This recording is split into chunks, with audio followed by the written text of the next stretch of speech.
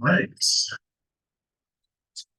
It's County Board regular meeting for Wednesday, February 28th, 2024.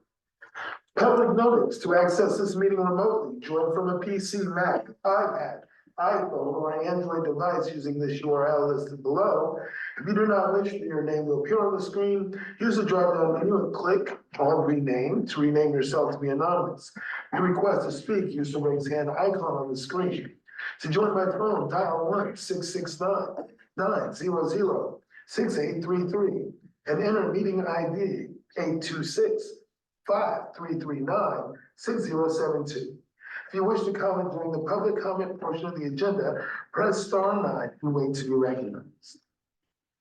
Now, I want to make sure that we acknowledge our land acknowledgement, this being the second meeting of the month. Brings us to agenda item number 1, call to order. Good evening, everyone. The start time for the record was 6:35 p.m. I will now proceed with roll call. Chair Moore. Here. Vice Chair Wilson. Here. Board Member Harris. Here. Board Member Calavia. Here. Board Member Lefkovich. Here. Board Member Blackaby. We were informed that Board Member Blackaby is running a few minutes late. I think I took his parking spot. Parking spot. Board Member Cayetano. Here. Board Member Moses. Here. Okay, Chair, we have a quorum. I do want to acknowledge the staff present here tonight.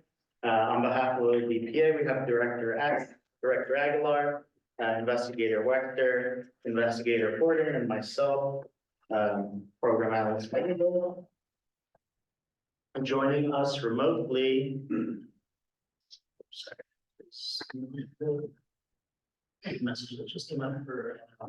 Joining us remotely, we have Deputy City Attorney Iris Matis and Mr. Rex Brown, our Diversity and Equity Officer, and Dr. Corey. Okay, and Chair, we have a quorum. Excellent. Welcome, everyone. And that brings us to agenda item number 2, the approval of the agenda. Any changes? Anybody want to?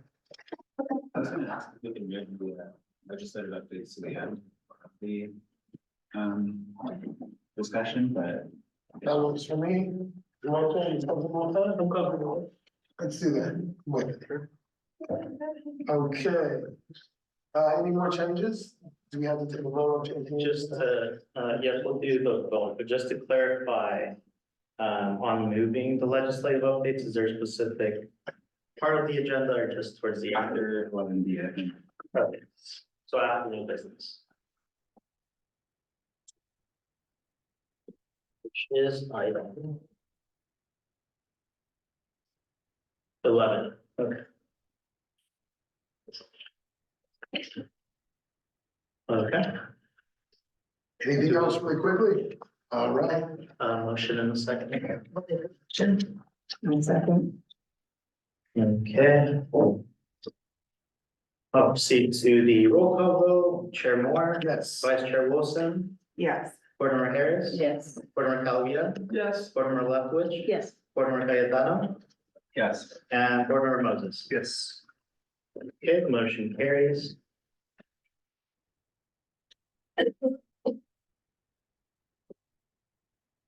Board Member Wagner is here. And we'll note for the record that he is present. And that'll take us to agenda item number 3, public comment. Okay. At this time, I will start by allowing public comment to those physically present, before moving on to those attending virtually. And Mr. Chair, we do have a special guest, Mr. Channon, who was the host for the 50th annual and the recipient of your resolution, wanted to come in person because he wasn't able to be here when you voted to present the resolution, so he's here for a public comment section. Mr. Channon, feel free to address the board. Okay. Where should I go? Up front, up there, wherever you want, sir. Okay. How about right here? That's fine. Well, I want to thank you, all for the kind words you said about me. I gotta tell you something, it goes by real fast. 50 years, it's kind of unbelievable. And when we had the dinner, I thought about all the people who were on the original commission and how many of them were no longer with us. And it gave me a sense of how much time had passed when we did the signature gathering, because community control of police put up by the Black Panther Party in 1971 made it extremely unlikely that we were going to have any council support at all. And in fact, we didn't even get the support of Congressman Dellums for the PRC. And reluctantly, we got Lonnie Hancock and Ian Kelly.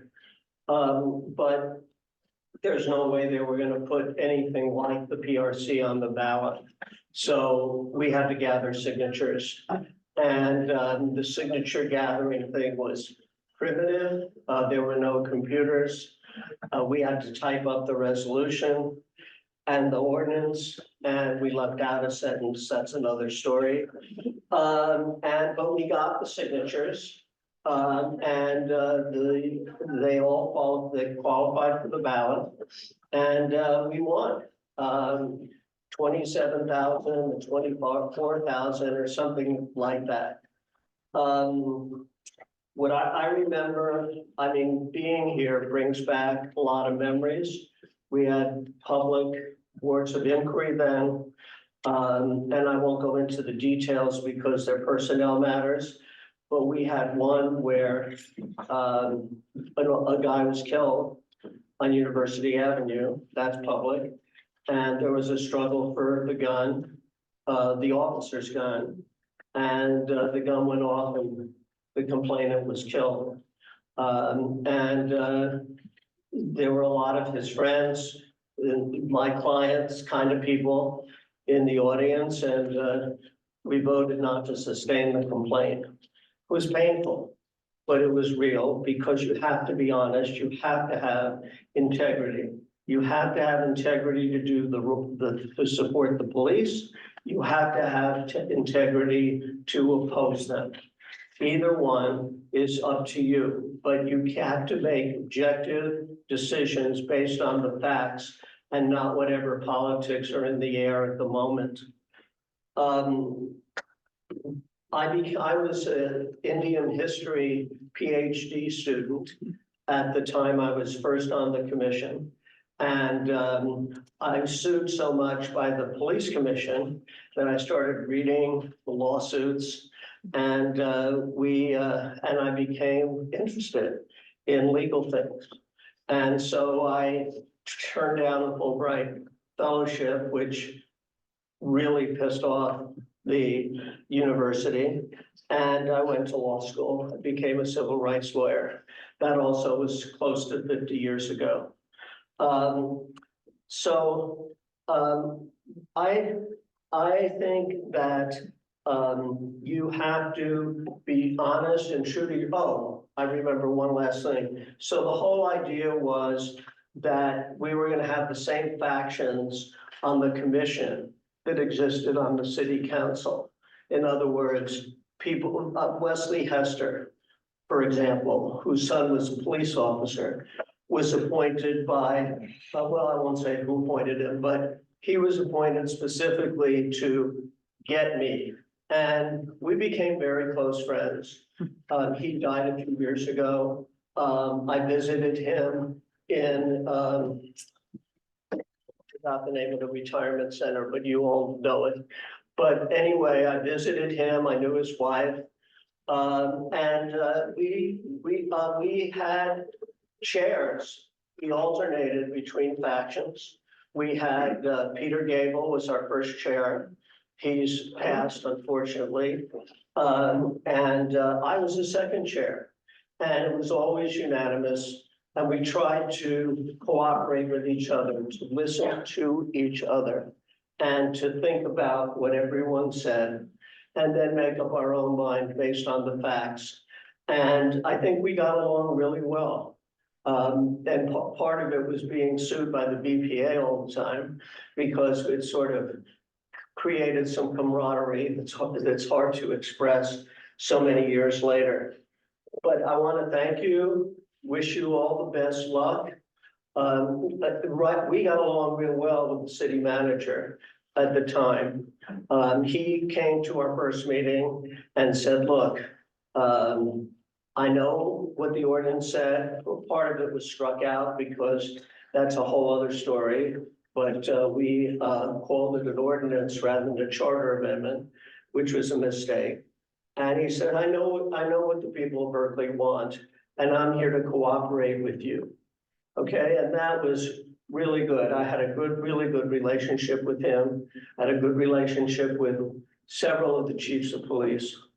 You know, when we disagreed, you know, but we tried to disagree without being disagreeable.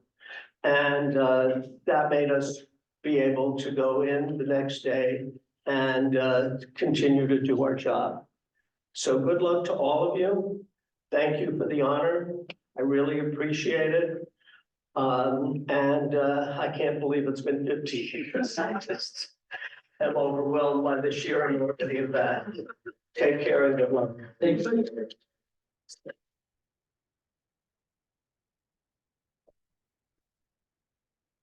At this time, do we have any additional speakers who would like to provide physical or who are physically present and would like to provide public comment? I just very briefly, this is not gonna help, but if people can keep their voices up, sometimes I cannot even hear from there to here. Right. So, but I know it's really hard to remember, but the more you can keep your voices up, the better. Thank you. Yeah, I want to second that. I couldn't hear a lot at the beginning. Okay.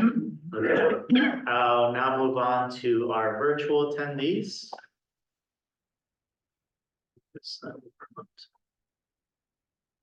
Panelists. At this time, is there any member of the public who would like to provide public comment? And who is attending virtually?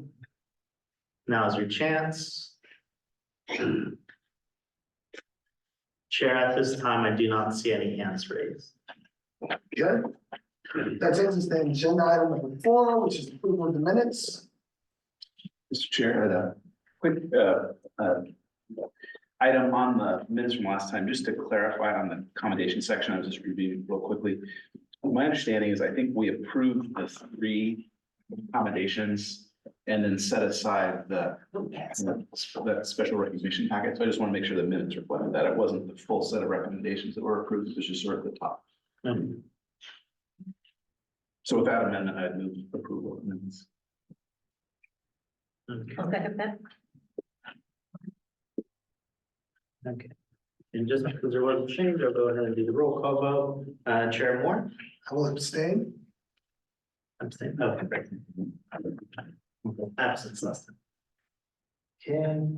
Okay.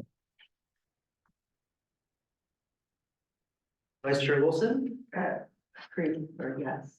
Okay. Board Member Harris? Yes. Board Member Calavita? Yes. Board Member Lefkovich? Yes. Board Member Blackerby? Yes. Board Member Cayetano? Yes. And Board Member Moses? Yes. The motion carries. Excellent. That takes us to agenda item number 5, the MBPA staff report. Mr. Chair, members of the board, members of the public, and fellow staff members, thank you for joining us. I know we have a lot to discuss today, so wanted to be brief with the updates. As we close Black History Month, I did want to make a plug again for one of our keynote events of the year. It's the Juneteenth event, and we have a good time out there. We were able to get a night tent last year, so just putting that on your radar for board members who are interested in participating. We had a good turnout last year in terms of board members, so you can put that on your calendars. And then we also got some feedback about some giveaways that been recommended that we should be giving out. So we'll make it better than we did last year. There were 2 the potential webinar trainings that I wanted to bring your attention. One is from NACOL, and I'll send out an email follow-up, but on March 7th, there's one titled Preventing Police Misconduct, the Value of Background Checks.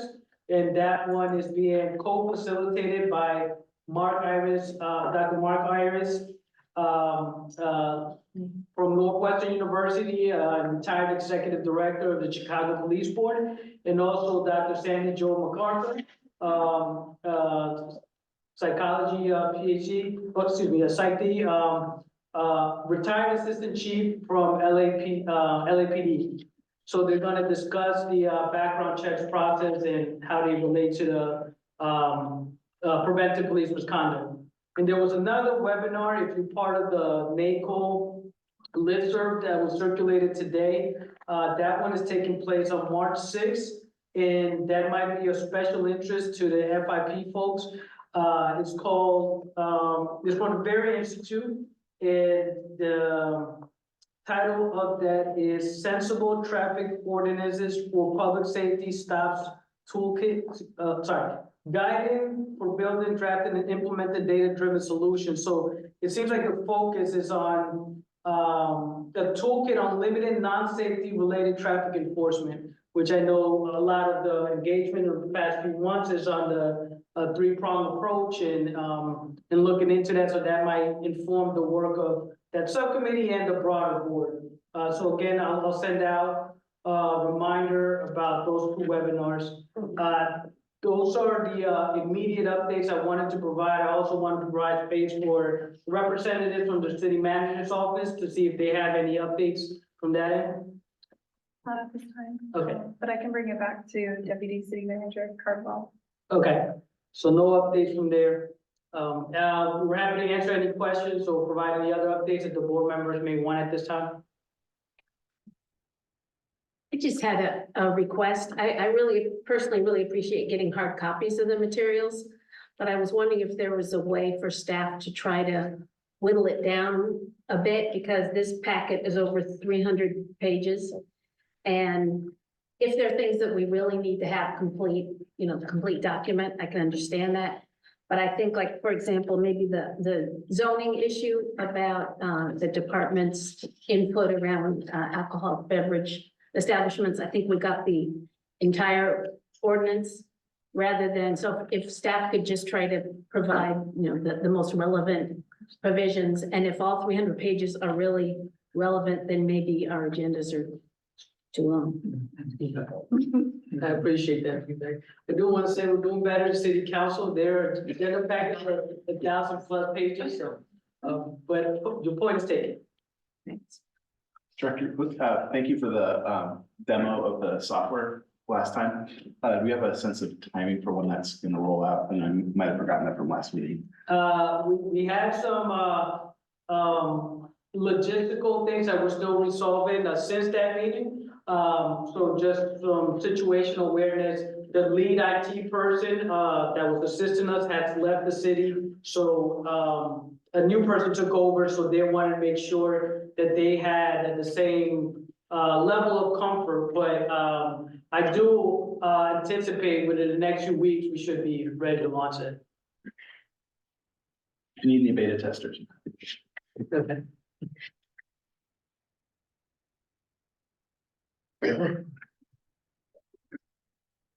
Yeah, if there's nothing else, is there anything else from your office? Is there anything? Not at this time. Okay, great.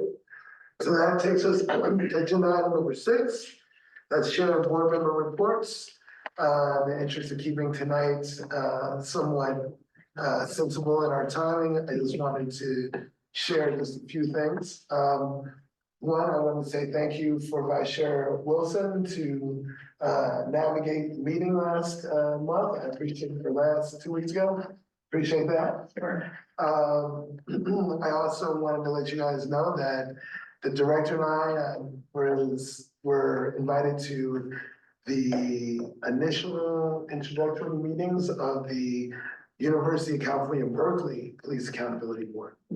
And so they are just evolving and creating their board now. And they brought us in to pick our brains and learn about a little bit about our process.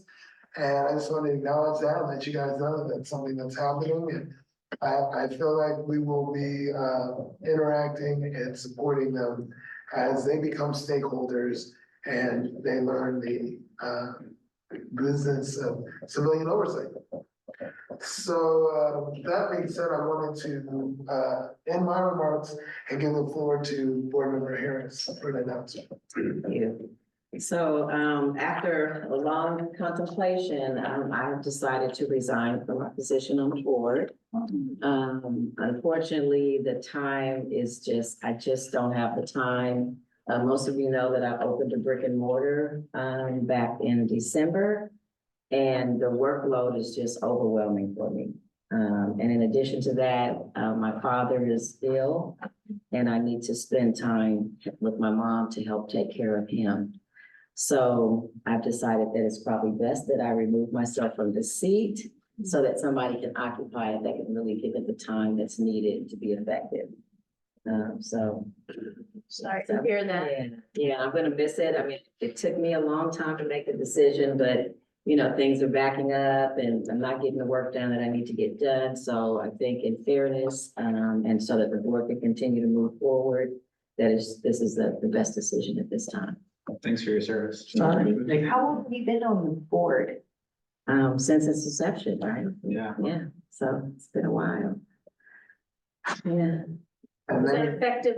effective, This your last this will be my last meeting, yes. so this is your last meeting. I do want to say thank you for your service and all the work that you put in and the dedication, the energy, the enthusiasm.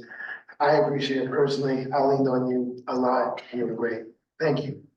Thank you. Are there any other board members that would like to, well, make exception this evening.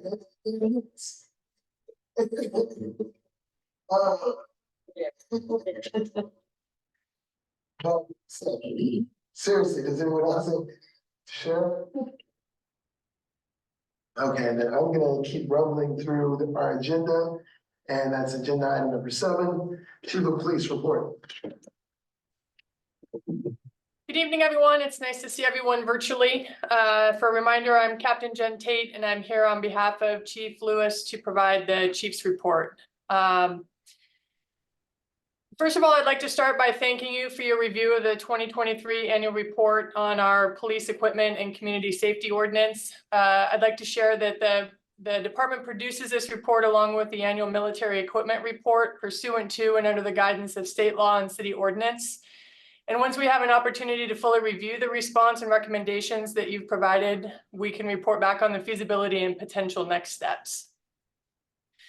I'd like to give an update on our departmental staffing. 3 additional police officer recruits began the police academy this week, which is super exciting. That brings our total number of sworn to 154. And our 2024 goal is the same as last year, which is to make marginal gains in hiring of police officers, but our goals for dispatchers and community service officers are much more aggressive. We want to add 5 to 10 of each of those positions this year and be well on our way to full staffing as we look towards 2025. The difference in our outlook is the number of applicants we're getting for each of the positions. And this is in spite of a recruiting and advertising strategy that's been more focused on police officers. I'd like to highlight a couple cases of interest. On February 16th, callers reported a man walking down Telegraph Avenue covered in what appeared to be self-inflicted lacerations. He was carrying a long wooded staff and a machete. And when officers contacted him, he refused to stop. Of note, this is someone who they had contacted in the past. He was bleeding and armed with a deadly weapon, and he continued to walk down Telegraph, which at that time was very crowded. And all attempts to stop him were unsuccessful. As officers, he advanced on the officers and they attempted to use less lethal projectiles, and those were ineffective. And eventually, you may have read about it, that UCPD ended up having to use a taser to subdue him. And at that point, he was successfully taken into psychiatric evaluation prior to booking. On February 20th, 2 men were involved in an argument in front of the 7-Eleven store located at University in Sacramento. And one of the men took it further and swung a razor scooter at the other man. That scooter struck the man's face and it caused a disfiguring laceration. on the bridge of his nose and eyebrow, and the suspect fled the scene but was later located by officers. He was taken into custody for assault with a deadly weapon and mayhem due to the disfiguring injury that he caused. On the 21st, we received multiple calls in regards to a domestic violence incident in the 1200 block of Ashby. The suspect was said to have punched his wife 5 or 6 times, and as officers arrived on scene, a vehicle sped off at a high rate of speed. The vehicle was later stopped, and it was found to have 8 people in a 5-passenger vehicle. 4 of them were juveniles under the age of 5. The suspect was detained and found in possession of a handgun as well as 2 loaded magazines, and he was arrested for domestic violence, child endangerment, carrying a concealed weapon in a vehicle, carrying a loaded firearm in public, as well as driving under the influence. On the 22nd, a group of 5 suspects came into Berkeley. This is another one that you might have seen a story on, where a bunch of the 5 of them came into Berkeley in the early morning hours and burglarized 58 vehicles. The group of suspects fanned out into the neighborhood and broke into cars in a coordinated manner. And unfortunately, we didn't receive any of those phone calls until the following morning reporting the auto burglaries. The last time I was presenting to you, we talked a little bit about organized retail theft, and I wanted to highlight a couple of those cases. On the 17th, 2 suspects entered into Sephora on 4th Street and stole about $11,500 in merchandise. And those suspects were captured on store video surveillance. One of the suspects was carrying a distinct bag that he used to load the stolen merchandise into, and he was later identified from that footage. Coincidentally, the following day, someone went in to Sephora to use the same bag to commit another theft. And that suspect, who had been identified the previous day, was arrested. On the 26th, 7 suspects burglarized a north-based outlet and stole $19,431 in merchandise. The suspects were a team of men and women that arrived in multiple vehicles and grabbed as much clothing as they could carry. They left also in multiple vehicles, at least one of which was believed to be stolen. This is the 3rd such theft in the last week alone, with about $52,000 in merchandise taken. So we're prioritizing this, and our detectives continue to work with our bicycle detail as well as our patrol officers to try to mitigate some of the theft. I wanted to reiterate that traffic safety is a very important component of our work. And while we're navigating our staffing challenges, we do continue to prioritize traffic enforcement based on our 3-prong approach to inform a data-driven approach to our deployment of resources.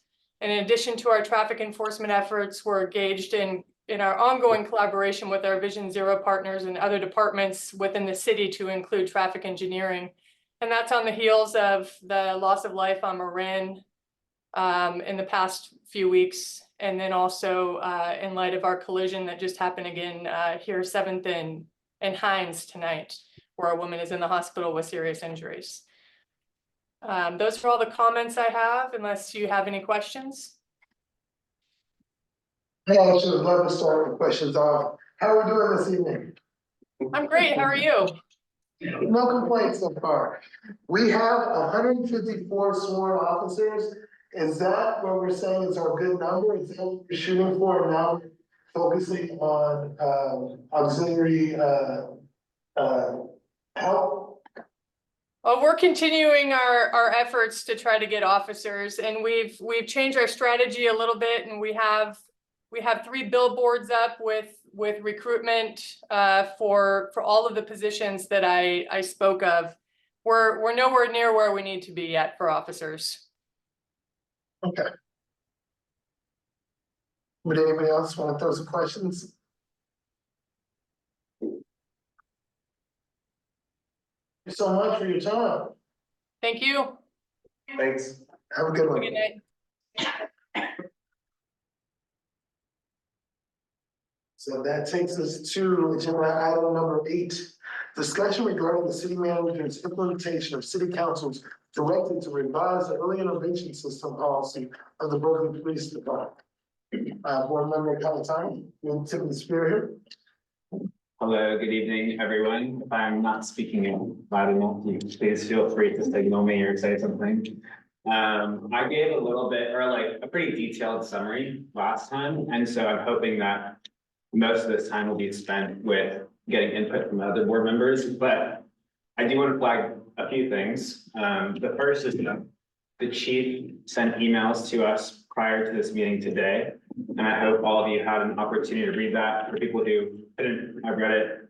Essentially, she said that she's committed to working with us, and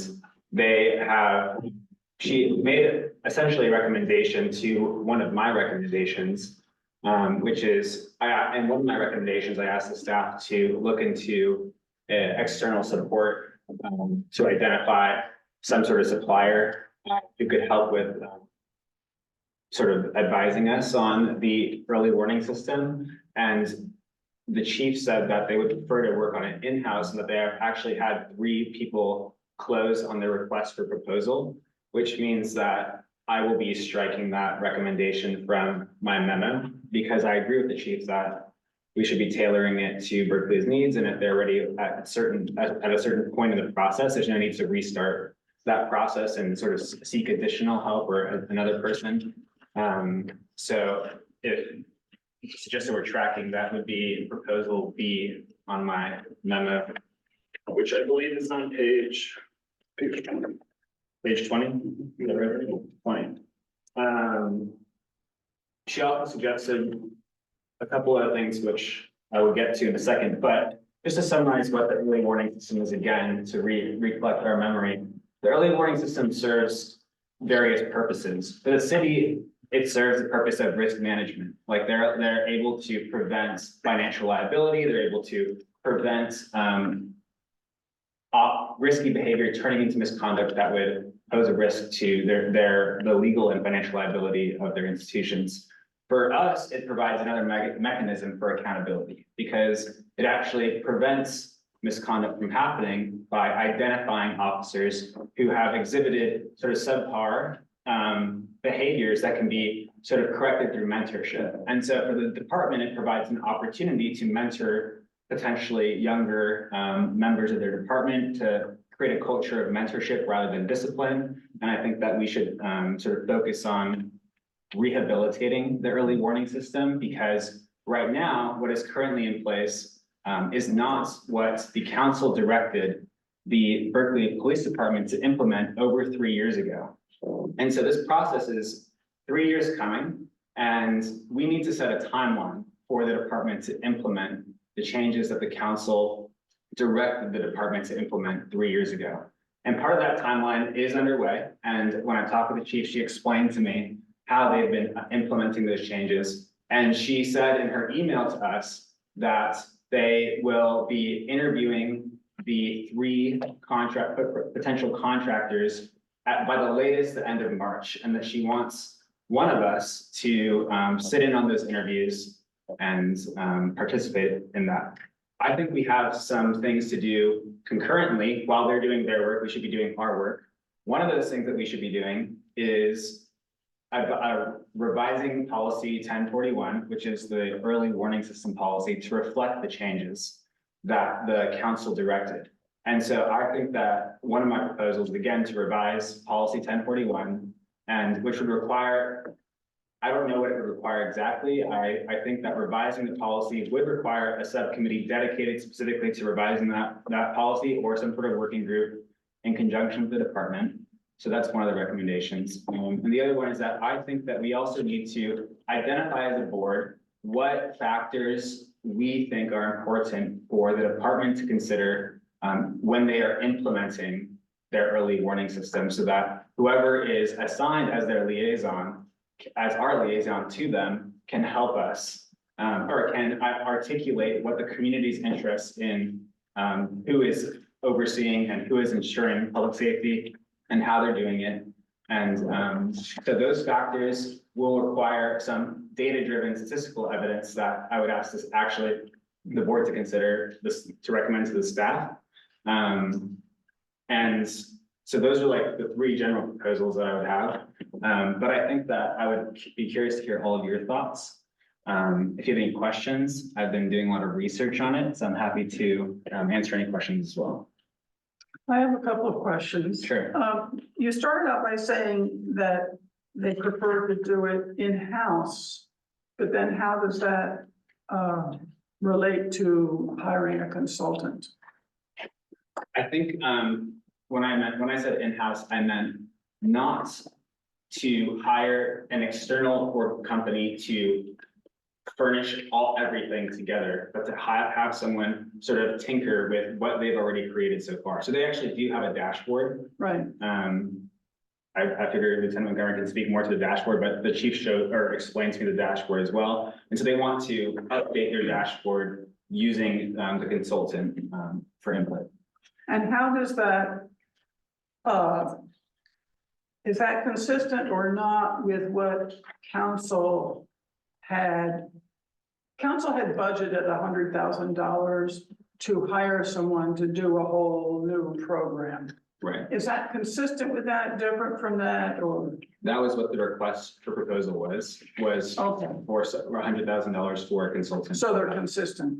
I haven't read the request for proposal, so I'm assuming that they're consistent, but Okay, you know, we can read Okay. it too.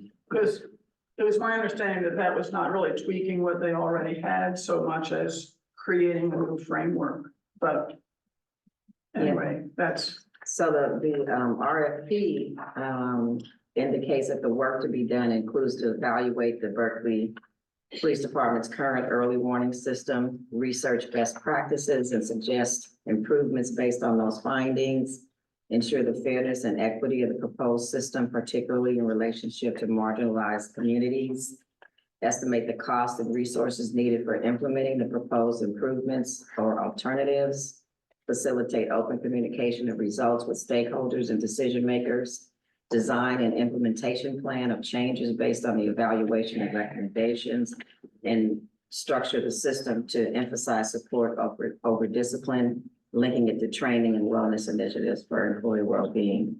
is that the RFP This from is the the department, RFP, from the yes. department?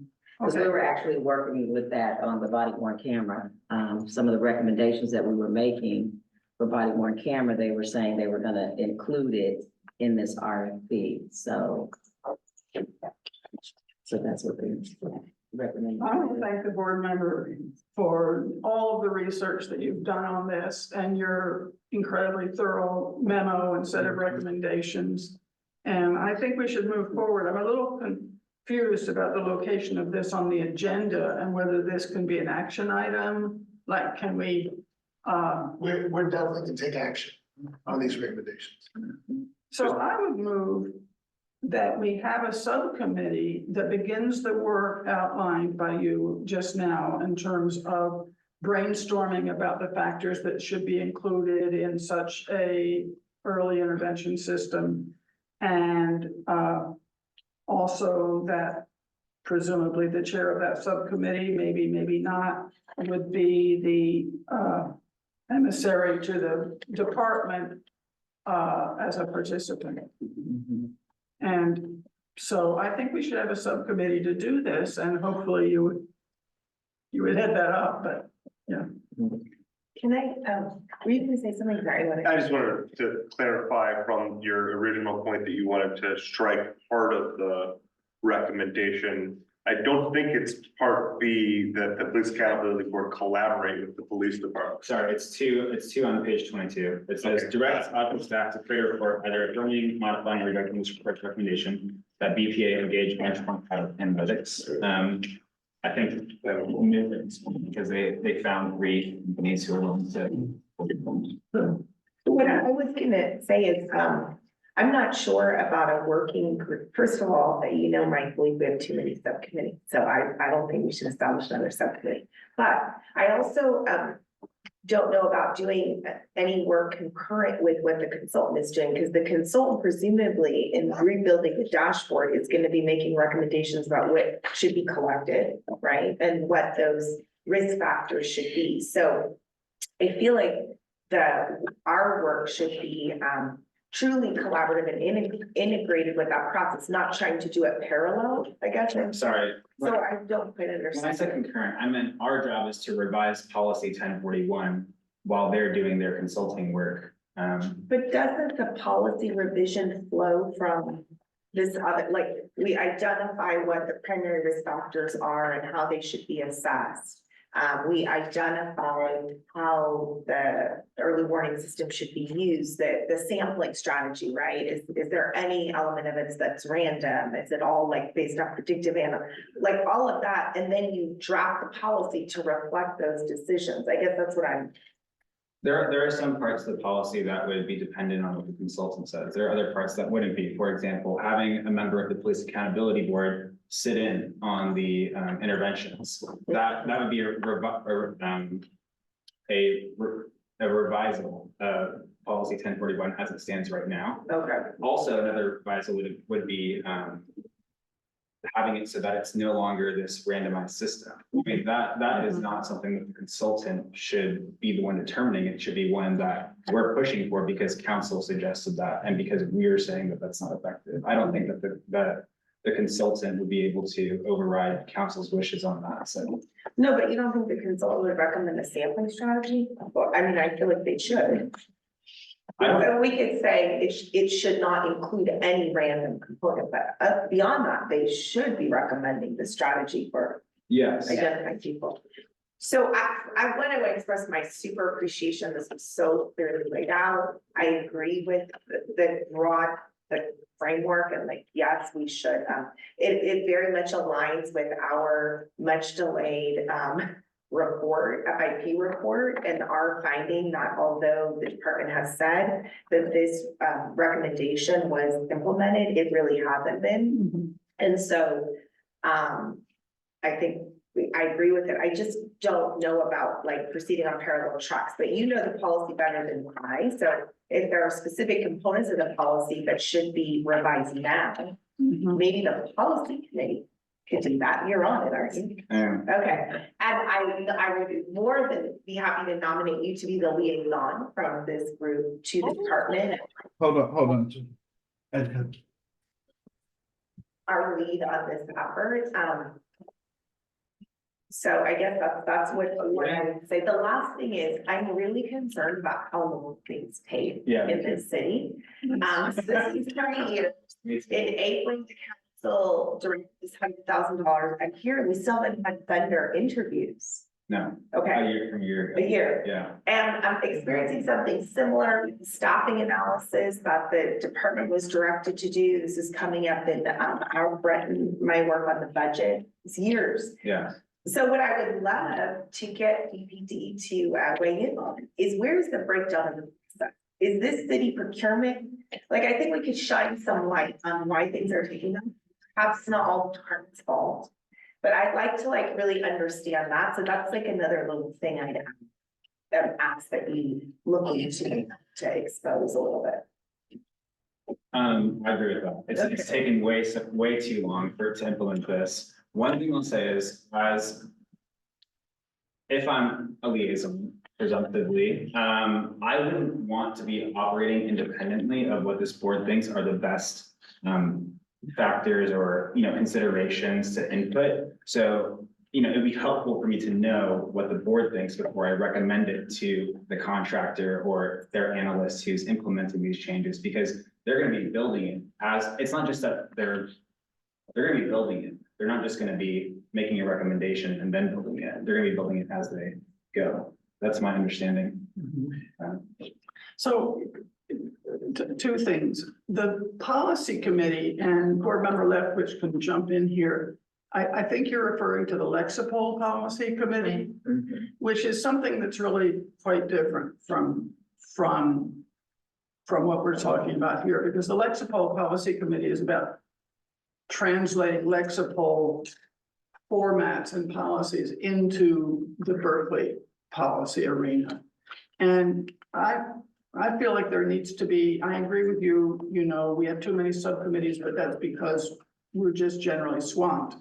But I think that, we could look at this EIS policy, EWS it's called in the policy manual, and see what the low-hanging fruit is that needs to be fixed sooner rather than later, because as you say, things take forever, and these RFPs have not even been evaluated yet, much less, bring somebody on and have them do their work. It'll be years. In the meantime, we could recommend revisions to policy such that there is participation, observation by somebody from our group.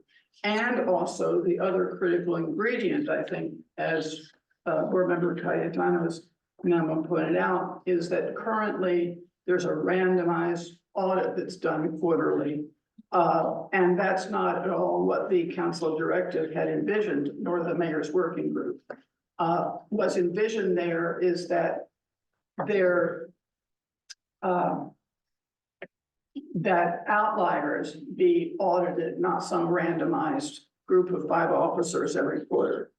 And so just off the top of my head, those 2 things, could be recommended very soon, and it wouldn't take that much work, I think. And we don't have to do some kind of algorithm or anything that the consultant might be also doing, but there's certain things that are just on the face of it need to be fixed.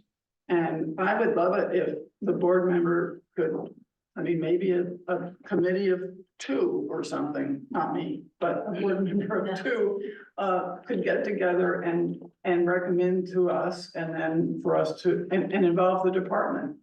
Collaborate with the department in doing that. I think you've already formed a relationship about this. So just examining the low-hanging fruit while there's other processes begins to take place, because it's going to take years. Is that a motion? There is a one motion. There is a lot. Do we have a second? Well, my motion was to form a subcommittee, but I agree with Board Member Wilson that we don't want to do it parallel with some other entity that's doing, we don't want to, but those 2 things, and there may be a 3rd or a 4th, but those 2 things have to be started right away. And then number 2, that's about like, what are the factors we're looking at to trigger the outlier? Like, is that kind of what you're thinking? And but 1 is like rewrite or edit policy. 2 is like come up with the factors, the criteria that we use to identify outliers. Yes, and those criteria are laid out already in the mayor's working group recommendation. Because I guess to Board Member Wilson's point, I guess the question, the understanding is what's the role of is the consultant an implementer, or is the consultant a strategic kind of guide? And I have no feel for what the RFP says. Because again, if the consultant is helping to give us ideas for how this thing should work, then we should probably dovetail it. But if the consultant is just implement whatever I'm told to implement, then we need to play more of the strategic role on. So I just don't have a feel for how the RFP is written. Do you, what about an approach? I guess I would say, again, I'll stop talking about subcommittee proliferation after this. I think we decide what our subcommittees are. So the fact that right now we have elected full subcommittee, I don't see that as dispositive. We could today decide it's a policy subcommittee and assign this policy to that group of people. So that would be my pitch rather than like looking for new volunteers to do the immediate term add-ins on policy 1041 that you think are appropriate.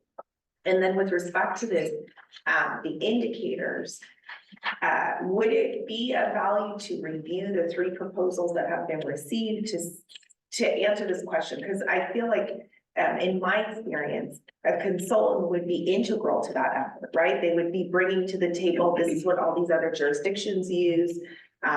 Here's my recommendations, and then you could push back on them or whatever. But it wouldn't make sense for us to do a whole bunch of independent work. Yeah. But I don't know what the proposals say, so I guess I would suggest maybe you take a look at them, or as our liaison on this topic. My suggestion was to nominate a board member to be a liaison and to not start a subcommittee. And so I think that because the department is doing this consultant vendor process already, that having a liaison in that process, which the chief has already invited us to, would be effective and would fit like a puzzle piece into that process. So I don't know but we do need to find a place for the specific policy revision. And so I do agree that we could find a place depending on what. Well, here would be my suggestion as, there might be a liaison who's gonna go ahead and fill that position. if there was extra work that came in that would be, say, the requisite is, hey, I need, 10 hours of help on this, can a board member step up? Or, this policy issue, I need eyes on this. I would be happy to come in and make a subcommittee and help out whoever is our liaison, wink, wink. So, If, I would just say that the Lexipol, traditionally, through the PRC, the policy work was done through the Lexipol committee. Doesn't mean I have no stake in calling it the Lexipol committee and just limiting it to that. But that's traditionally how it happened, and since we were so backlogged. exactly. with reviewing the Lexipol, but as I was gonna report later, we kind of narrowed it down. Okay. So we were going to look at one policy that's kind of currently under review rather than going back and looking at all the ones that haven't been touched at all.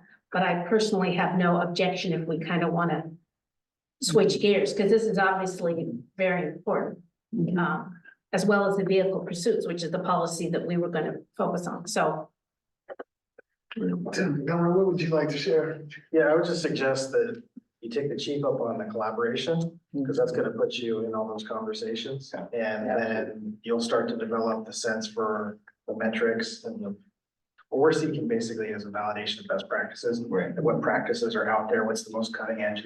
We already have pretty good cutting edge data management with our new data team. We're finding that that's the vendors we're getting now, our in-house capabilities are stronger than our vendors. But it'll be mostly best practice, things like you said, like setting, where are the benchmarks, where are the triggers, where are the best practices, current best practices. I think that after all that's done, that's when the policy question has to follow, because we won't want to do 2 revisions of the policy in a year, but the one to make it sound right for the council item, and then another one to incorporate the changes after that process. I think we sort of hold and then adjust the policy. I know it's not a lot clearer and more simple to roll out to the cops, because policy ultimately is instructions for the cops about what this system's for. We don't I wanna- think that makes sense too, and you could just report back to the board, as you're involved in those discussions. So thank you, I agree with you, that makes sense to me, that we don't want to revise it twice. I would be afraid again that this takes 2 years. Yeah. And I think that we should articulate a benchmark or sort of an expectation benchmark for the department. And sort of like talk with them about what they think is feasible. I mean, like. In terms of time. Timeline. Uh-huh. The chief already articulated one set of the timeline, but I think maybe after that initial conversation, I can come back and report back on. And also look at the RFPs, like what are they envisioning the RFPs? Yeah. Like what are they committing to, as part of that? Yeah, their timeline, There, yeah. to the bidders. Yeah, maybe that's an important factor. Cost is one component, but like, can we get it done in 6 months, 12 months, whatever? And like, that should be an important consideration in the selection. I can give you some insight on that, because the staffing project's my project. And one of the things that happens when we're short-staffed is that we have a lot of people injured. And a lot of those people are injured at rank. So we have a lot of people acting in provisional capacity. So they're sort of taking on the projects of the person they're replacing. And what happens is a project will get handed from one provisional to another provisional, because we can only stay provisional for so long. So for example, I inherited the staffing project when I was the provisional captain over patrol, and I assigned it to a lieutenant. And we got it as far as the RFP. And then we found out that our vendors, we interviewed 7 vendors, our vendors all came at a higher price than was already allocated. So we had to go back to council and ask for more money. Then we got more money authorized. Then we had to go back to council again with the contract for the company that we selected. And so you can see each of these, every time you try to get on the council's agenda or their calendar, there's a 3 to 4 month delay. And so each step requires, every time you spend big money, each step requires interaction with council. And so real quick, the time from the project being assigned to me or me inheriting it as provisional, so the time where we had a vendor under contract was a year. But this stuff also wasn't, when you say big money, isn't it less than $200,000? I say big money because the council has requirements about spending over certain thresholds that you have to go see council about. Other lower thresholds, you can just go to the manager's office for approval. Okay. But the monies for that project, for example, were high enough that required us to go see council for approvals. So, yeah, it's, and a little thing like none of the vendors will, for example, the reimagining process identified, I think, $70,000. And the council earmarked sort of $70,000 in the next budget cycle for spending the staffing project. But the vendors all came in over $130,000.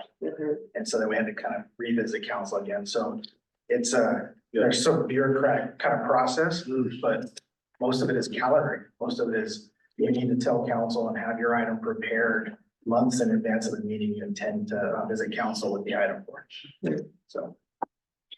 So let's get back to our motions. It sounds like we want a motion to nominate board member Craig Cunningham I as think his the PAB recommendations liaison. as written. Well, I don't think, your recommendations are on page 22 and 23. Yeah, I think 2 and 3 have been sort of mixed, but I think 1 and 4 are still on the table. Right. Yeah, so what, but then we have to decide about, the policy, right? That would be 3. Which we're gonna wait on. We're gonna wait on. Yeah, Okay, that's right, yeah. so 1 and 4 are on the table, so you said. Yeah. Okay, Just before we but proceed. 1 refers to the PAB. right? Just in terms of the motion that's currently active, can I just confirm for the record that there isn't a second? Yes, I'm withdrawing that Okay, because, thank you. No, I think 1 is fine. So that policy has to get updated. Okay. So I make a motion to move recommendations 1 and 4 of this report. Can I get a second? And number 4 is nominate board member Caitan. Right. Second. Excellent. Okay. I'll now proceed to the roll call vote. could I, for Yes. any more time? Yes. So let me just be clear. So we're all agreeing to the fact that the early warning system will not be revised for almost maybe 2 years.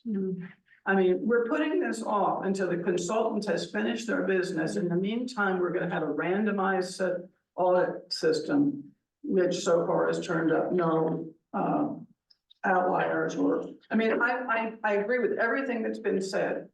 But I also feel like there is some low-hanging fruit that we don't need an outside consultant to come in and say, that has to be changed. Are you talking about doing that 2-step process for the policy modifications?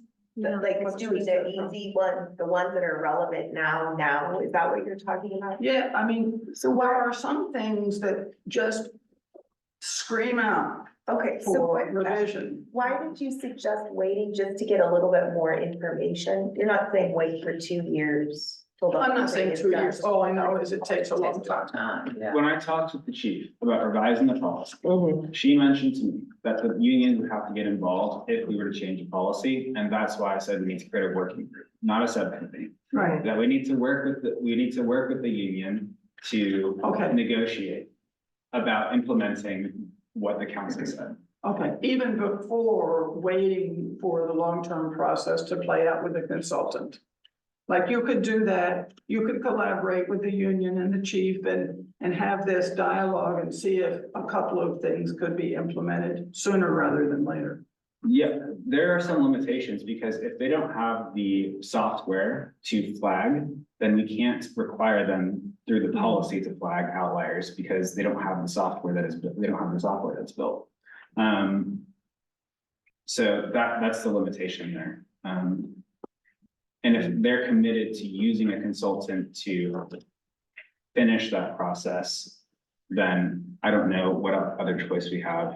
So my suggestion would be like, why don't we're silent on 3 for now. We give board member Caitan an opportunity to kind of start the process. Mhm. And I don't think we need to like, and if it looks like there's some quick wins we should do in the policy, then let's do it sooner. Mhm. But it feels Yeah. like we're not committing, we're not saying we're not gonna do it. We're just saying, let's start the process. Right. Get the board member engaged with them And if he comes back and says, I think there's some things we should do sooner on the policy, then I'm all ears to do it. I just don't know if we know that yet. We're not voting on three, so we're not leading it for them. Okay, as long as we're clear that we're not just going to Yeah. wait until. I agree with that. Yeah, Yeah, I agree with that. okay. All right. Okay, so on the motion to move with recommendations 1 and 4, nominating Board Member Cayetano as a liaison. I'll start with Chair Moore, Yes. Vice Chair Wilson, Yes.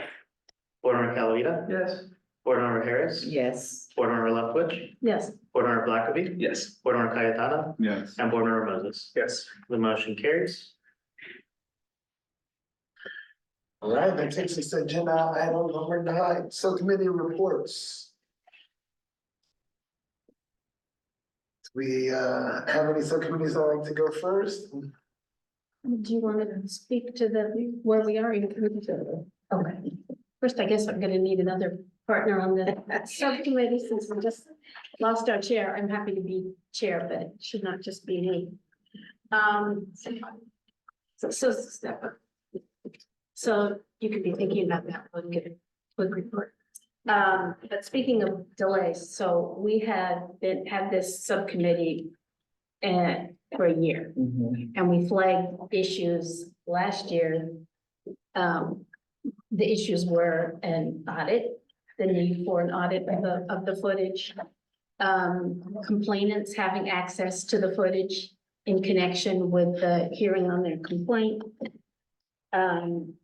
Board members having access. And this is mostly just to ease the burden on staff, because as it is now, if you're attending a hearing and you're to view the body worn camera footage, staff has to, and you're doing it remotely, staff has to be there the whole time. And if you say, can you go back a bit? They have to do it. If you want to watch it again, staff has to be involved in that the entire time. And so we were hoping there was some way to allow those sitting on a hearing panel to somehow have a little more autonomy over that. And I don't know how the technology works. So that may be more just a technology issue, but that was something. And also having the ODPA having broadened access to body worn camera footage. So at our last meeting, we met with Captain Okies and Lieutenant Cummings. They were the ones we met with last spring and last summer. After that meeting, there was we went through so what we had done, we were going to propose initially, we come up with new policy language. Then they said last summer, no, we're just going to do it anyway. The department's going to come up with a new policy. We'll get back to you. That didn't happen until kind of recently, a lot of delay, and they were saying very apologetic. They're just too busy. They hadn't gotten to it. So finally we went through the latest version of the policy, and we had agreement over some minor things. This language should go up here. This is redundant, whatever. And I wrote a follow-up email saying, these are all the things we agreed on. We still don't agree on that. And Lieutenant Cummings was going to provide a list of the reasons why they felt very strongly that complainants should not have any access to the footage. And we haven't received that. And I followed up, and again, they're just saying, please be patient with us. So I don't know what can be done about that, and I don't know, Lieutenant Montgomery, if you have any thoughts about that, but it's frustrating because it has been a year and the issues are very clear. Yeah, so it's lots of layers on that one because anytime you change working conditions, they do have to meet with the union. So they did a series of meetings, probably a dozen or more meetings with the union, getting that policy kind of negotiated. And got to pretty close. I think there were some things that sounds like the board's recommendations weren't going to be 100% agreed upon. And then they were going to come and report back. I can tell you, I think the chief mentioned in the last meeting, we all have lots and lots of projects other than kind of the regular keeping the city safe and running the police department. These administrative projects can get kind of knocked around by a protest or circling the park. And so as much as we try to move through them diligently, it's very difficult given our staffing situations, things that we ordinarily would be able to delegate to sort of sergeants, or we don't have the capacity because they don't have the staffing to absorb it either. And so it's really, we're not busy on these things, and it's very, not only that, each project has its own requirements, certain administrative things that are just due diligence items like consulting with legal, and legal's busy. So, there's lots of steps to bring a lot of projects home with less people than we need to do it. And so they do take time. I appreciate that perspective. Thank you for sharing that with us. And I would just like to add too, especially since I'm not gonna be here anymore, that I actually sort of started up this whole thing with the body worn camera because I'm very passionate about the auditing process. And I'm just really shocked that there has been nothing in place to audit body worn camera. We have the equipment, we have the capability to do it. I know that staffing is always an issue, but this is something that's important not only for the department, but for the community as well. You know, transparency is very important, and there's just no reason that it's not being done. So with that recommendation, we were told also that they were going to sort of make that a part of the RFP. But the RFP is already out there. It has no mention of the body worn camera, so I don't know how that's going to happen. And we know that that's going to take, you know, years to enforce that. So I would still like to see that being pursued, if possible. That there's some type of auditing done with the body worn camera. And it cannot be a part of the early warning system. It needs to be its own separate entity with body worn camera, period.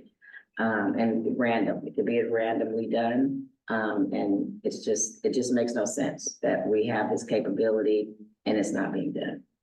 City's spending a lot of money. There's unlimited storage on the body worn camera system. So there's just, you know, it just needs to be done. So I hope that you guys would pursue that. That's one thing that I'm very passionate about as a community member. I will be following up on that. And it's just hard to know from the subcommittee perspective. So what are we supposed to do? Am I supposed to just keep pestering them? Or, I mean, I don't know. Do people have thoughts? Because I've got other things to do with my time too, but I hate to give up on it since we've already put a lot of time into it. I can tell you, they think they've wrapped their last meeting and they put their language in front of the chief. From those. Well, they should. Okay, then they just disregarded all of the things that we want within it. Yeah. I don't know about the finer points of the on the screen. I just know that my partner was working on that project. We finished his last meeting, they're working their thing. Okay, it wasn't that different. The language we saw wasn't that different from the prior policy. No. It bifurcated some things based on our recommendation, so. And there was no mention of auditing at all. And that was the main purpose for our working group. That's how it started. So your committee has been working in collaboration with the department. Is that For correct? about a year, yes. On trying to revise the body worn camera policy. Right, we originally brought our concerns and our suggestions for revising the policy, and then they said, well, you know, actually, we're going to internally revise the policy, so we'll get back to you. Okay, and so they're now in the process of doing that, and Lieutenant Montgomery said, They apparently have done it, and they gave us, after much pestering, they gave us the draft. of And their we- version, Yeah, which wasn't that different than the policy than the original before. one. And so we went through that, and I did a follow-up with some minutia about things we agreed upon and said, but we're still coming back to complainant access to the audit. Well, there is a protocol for when there is disagreement and Well, that's what policy revisions. That's what I'm wondering, but There is a protocol of going to council with your recommendation for a change in policy, and then it's. I just didn't, I know, I just didn't know if we were there yet, because they keep saying, be patient, and he had said, I'll give you the reasons why complainants can't have access, but. But you have the draft of their proposed policy. Yes. So, So Yeah, so maybe to move this forward, I mean, it sounds like we've reached what could be termed like an impasse. Yeah. We've seen what, and it sounds like there is a procedure for addressing that with council. I think probably, and hopefully we'll be able to do a little bit of this at the retreat.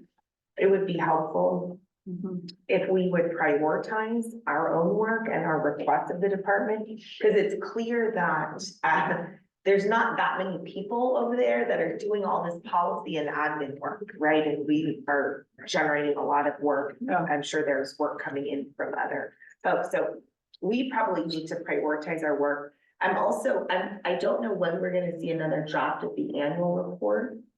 But I think that we could have a section in that report on the work of the subcommittees, recommendations of the subcommittees, what has happened with those recommendations. So I think there's ways to lift up points of impasse or where things aren't getting done. I think we can do media releases about that kind of thing as well, but it does require us, I think, to be a little bit more organized and focused and prioritize our asks of the department and where we want to invest our energy in putting pressure to make things happen. If I may, Chair, two things, so you just invoked, Vice Chair Harris, the annual report, and that is actually one, new feature, so to speak, we're adding into it. We've been doing a very careful review, so we have a recommendations matrix of what from the PAB to whether the recipient, whether it be the city manager, the chief, and or the city council, and what their response was. So that is something in the works, and we'll bring it forward once we have completed the updated draft.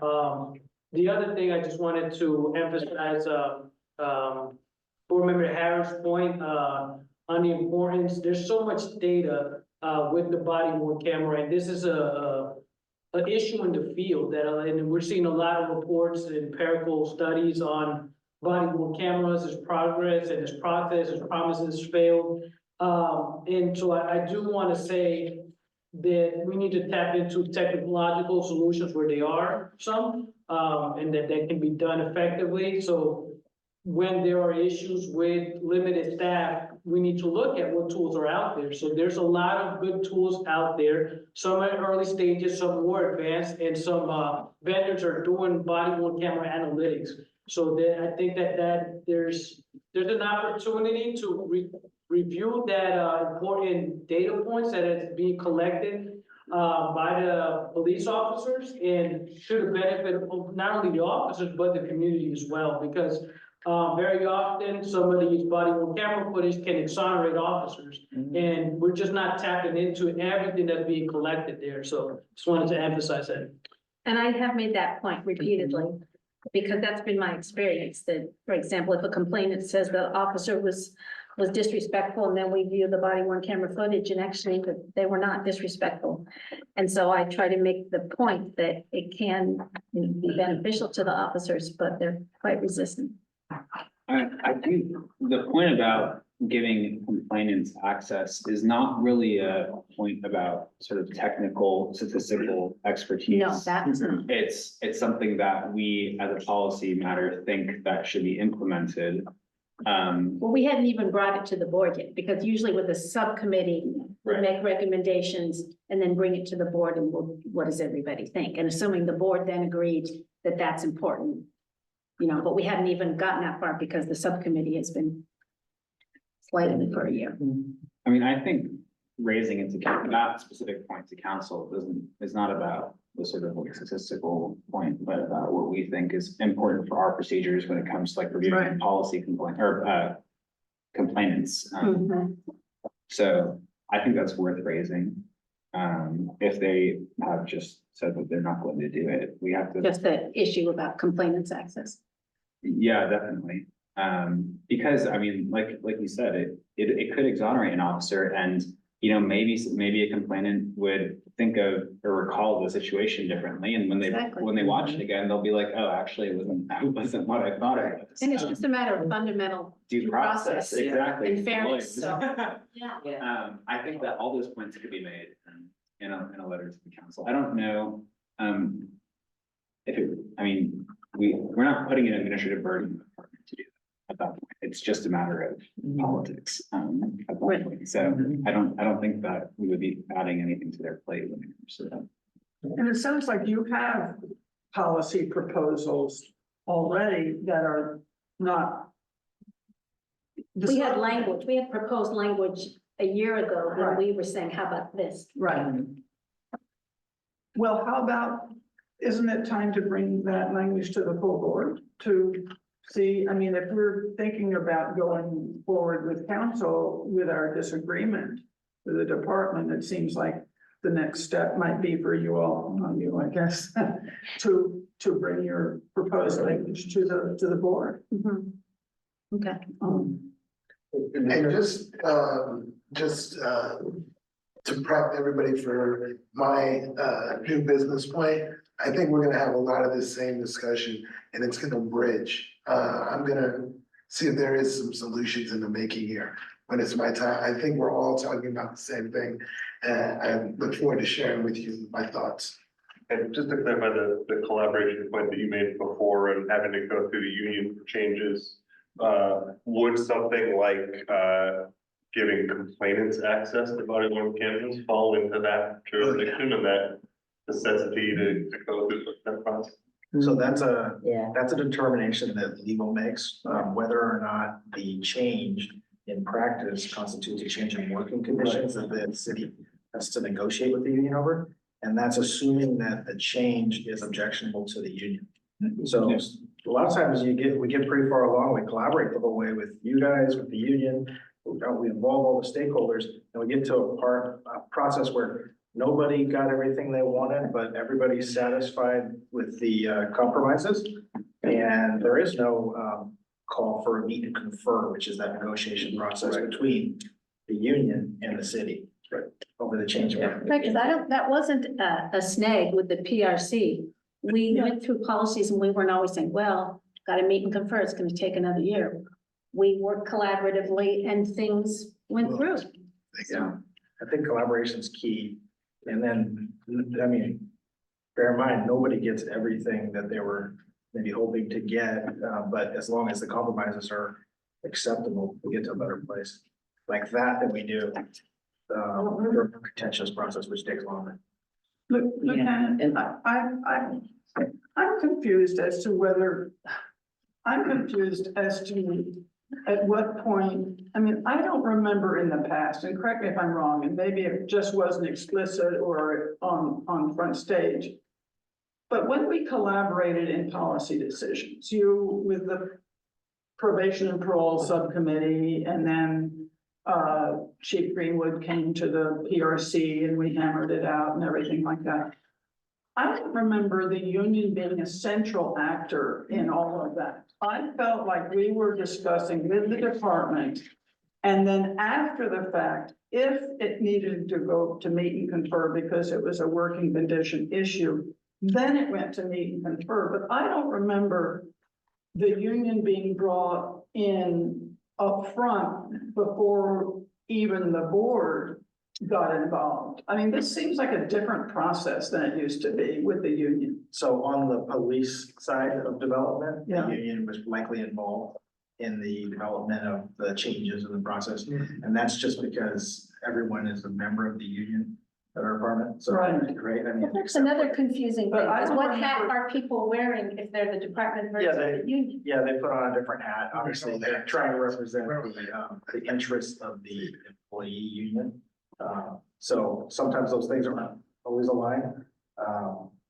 But it almost feels like now. That's always been a part of it, maybe not, So very rarely does it go down that far. Let's put it that way. Very It almost rarely. feels like meet and confer is happening before the department puts forward their proposal, like, is this okay with the union, and so forth and so on, and then it comes. No, so You know? I would call that collaboration. Meet and confer is a technical process of Yeah, I labor rights. understand that. It's just, it Yeah. just seems somehow different from, and maybe it just wasn't front stage in the past. I think that might be it. Okay. I'm gonna land this plane and we're gonna go ahead and it's okay. It's great conversation. But I'd like us to move on if everyone's okay with that. Are we comfortable? No. All right. What's us say? We're in the subcommittee report, or, We're still separate. so I guess we gotta see if any other subcommittees. Any other subcommittees care to report? Quick update on the budget, we'll follow meeting with the chief and the city manager's office on March 20th.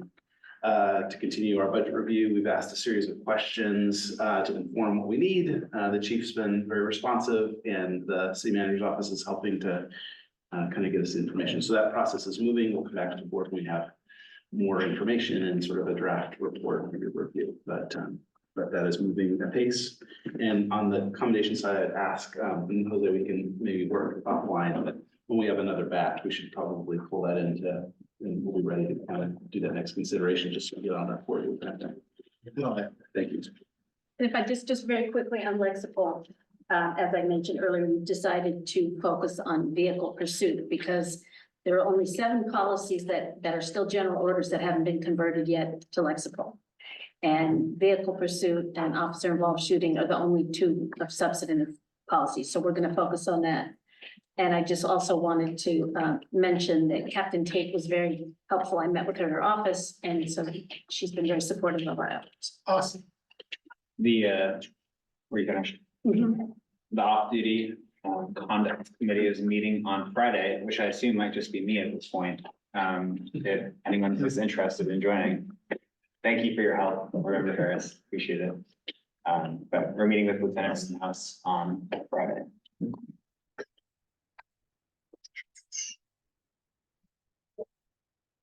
I think that's everybody's.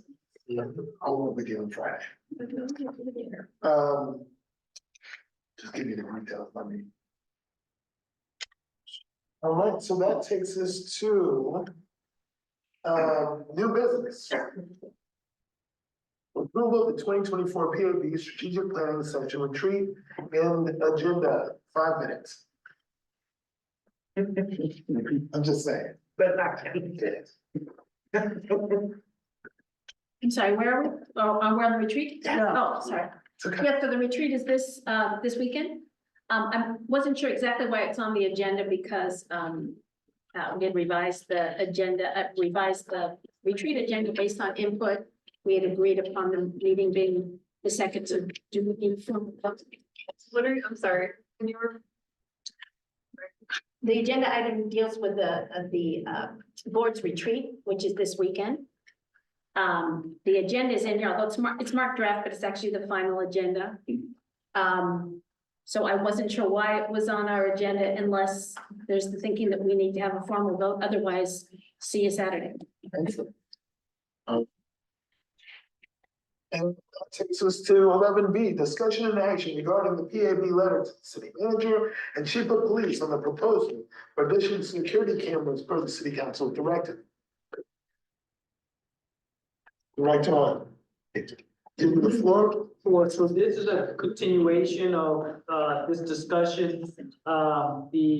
Just as a brief summary, the city council is interested in adding additional surveillance cameras. It has already been approved. An initial letter was sent to council for them to consider particular points in this proposal. Since then, the council has asked the city manager to engage with the PAB prior to its implementation. So at the last meeting, the board members directed me to draft a letter. I tried to do a good job of summarizing the different points that I heard there. But now this is being presented to you, and board member Blackaby is listed as the lead board member here. No, okay. No, I appreciate all the work Seth put on this. My quick read, and I'm curious whether board members think, I want to make sure we were forward-looking and looking for areas where we could make some recommendations that are likely to be heard and agreed to. I was less interested in sort of having a rehashed discussion on the policy itself and whether or not to move forward, because I think the council's decided to move forward.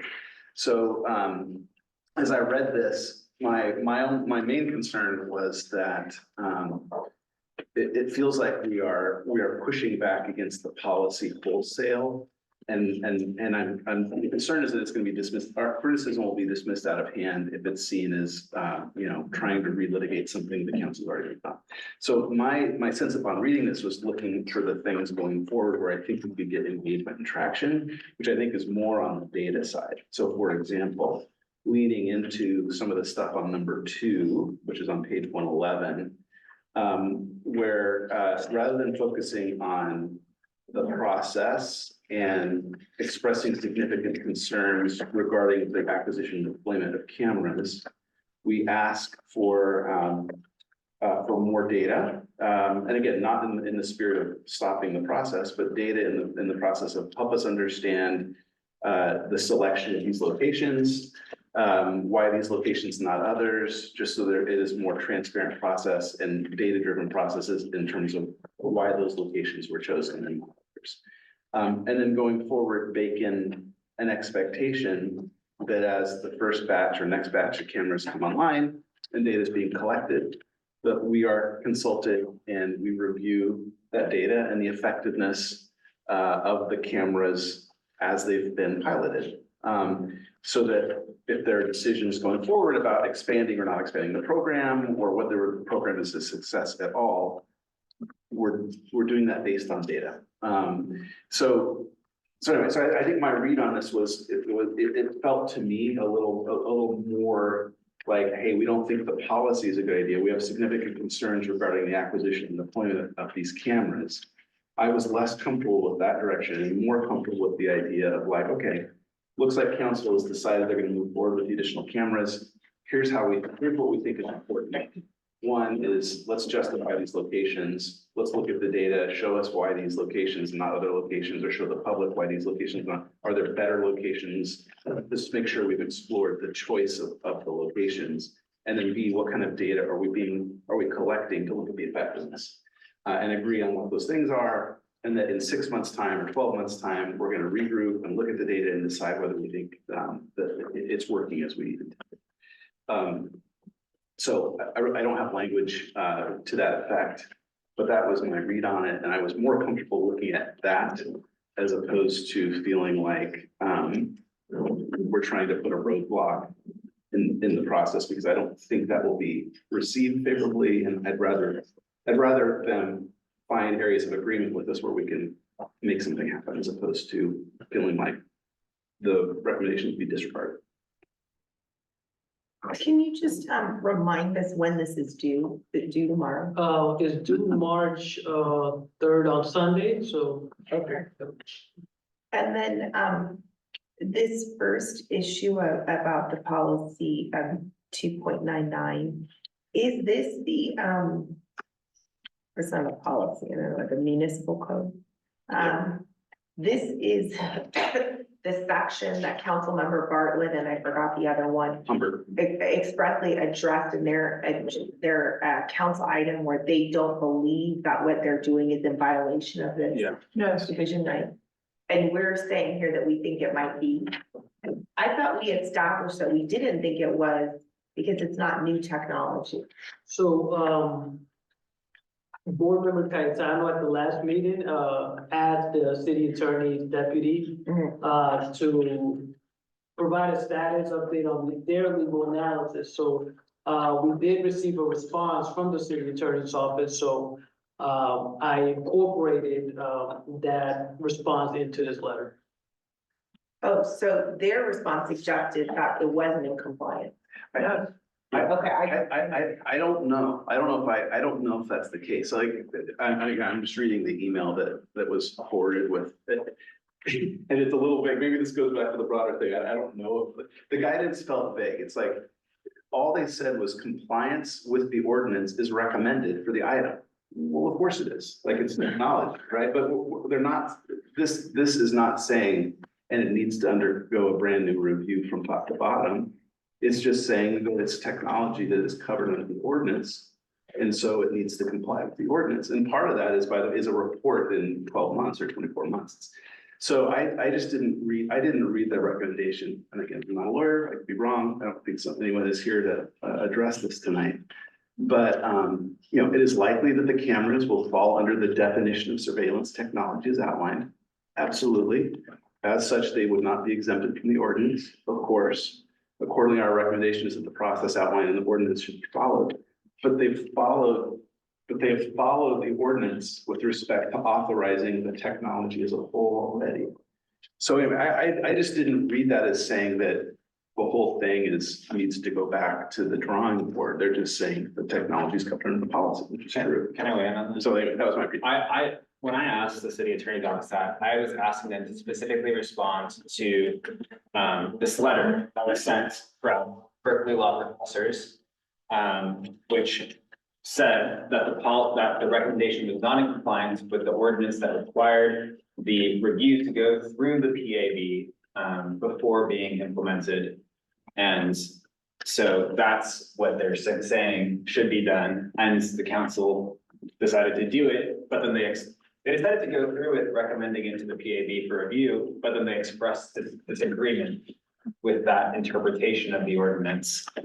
So they did follow what the ordinance says, but they said that they disagreed with it. So ultimately, they are in compliance with the review because we're sending our review back to them right now. So there's nothing to be done at this point regarding. So should that be stricken from this letter then? Yeah, that was my feeling is I'm uncomfortable with that because I'm not sure they're not in compliance. So I didn't want that to be our number one. They were in begrudging compliance. But I thought I read the memo from the city attorney's office differently. It basically says that therefore this is not exempt from, I mean, it seemed to me what they were trying to say is this is not exempt from the requirement that it be reviewed by the PAB. Yeah. And so therefore, what they were saying was that the original council vote without first sending it to us was a violation. I don't And know if I agree with it, yeah. Okay, but anyway, it's sort of a moot point because now they're sending it to us. Exactly, so we're doing. And they're sort of implicitly agreeing that maybe they should. Exactly. So should we strike recommendation? It would be my feeling that maybe we should strike recommendation 1, but I do think that we ought to note in the letter somewhere that this, saying it tactfully, that this should have come our way as, you know, consistent with the ordinance. And the ordinance does say, I mean, I don't have the phrase right in front of me, but it does say any new technology or new use of already existing technology, which anyway, seems to me that what is happening here. Anyway, that's all a moot point. I think we could strike the recommendation as a recommendation, but I do think that we'll maybe note in the letter somewhere that consistent with the city attorney's interpretation, maybe this should have come to us. And going forward, Yeah, and I totally agree with board member Rockaby that we should be forward-looking and ask and recommend that once these things are put in place, that there be data collected on their effectiveness going forward. Could the tactical move then be to take recommendation 1, bump it to the bottom as recommendation 3, and rephrase it as a recommendation to consider this and future examples of technology implementation as falling under the Municipal code, and that in the future it come around to us first. Yeah. Yeah. I'd be Is that fine all with right? that. I'd be fine with that. Okay, I don't know. great job, I like it. Yeah, I need a motion on this.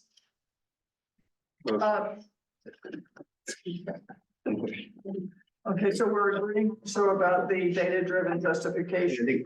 Locations. For me, it's like data, help us understand, to me, I think it's 2-part for me on the data. One was data around why these locations were selected and not others. Like, what's the process for how these were chosen, and can you show us, provide just some justification in the spirit of transparency to the public, why these were the chosen locations. Right.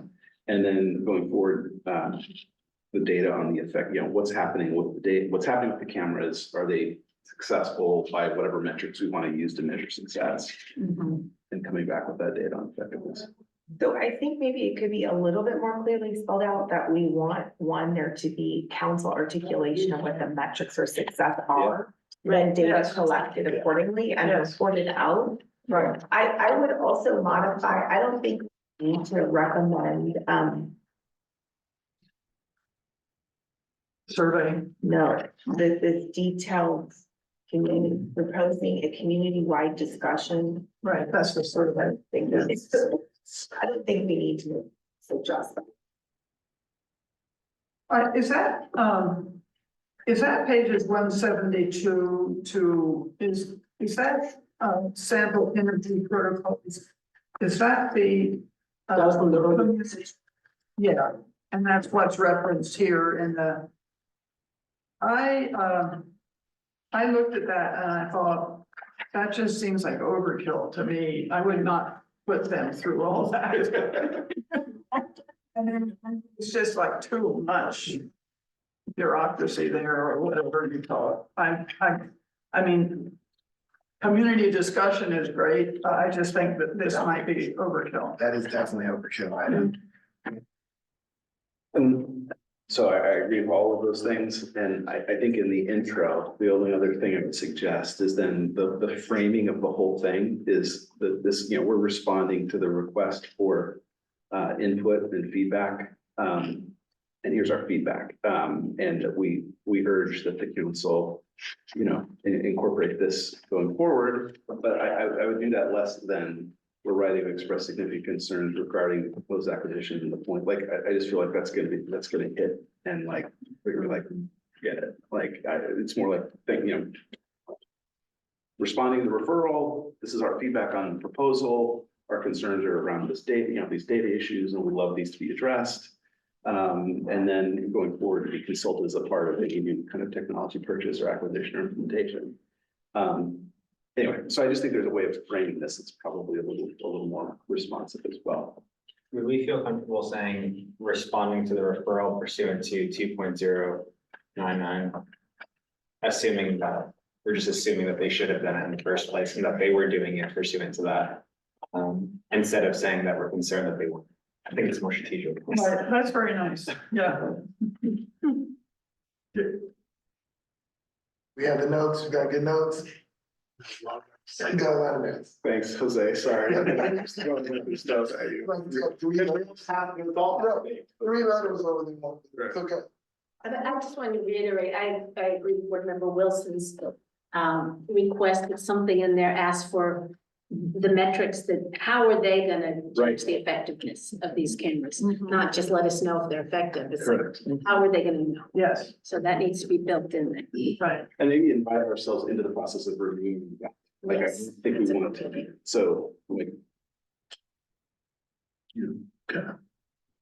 And this is an item that's right for the review. That board member Lethbridge suggested of how many pages are included, because I don't think we needed all of this.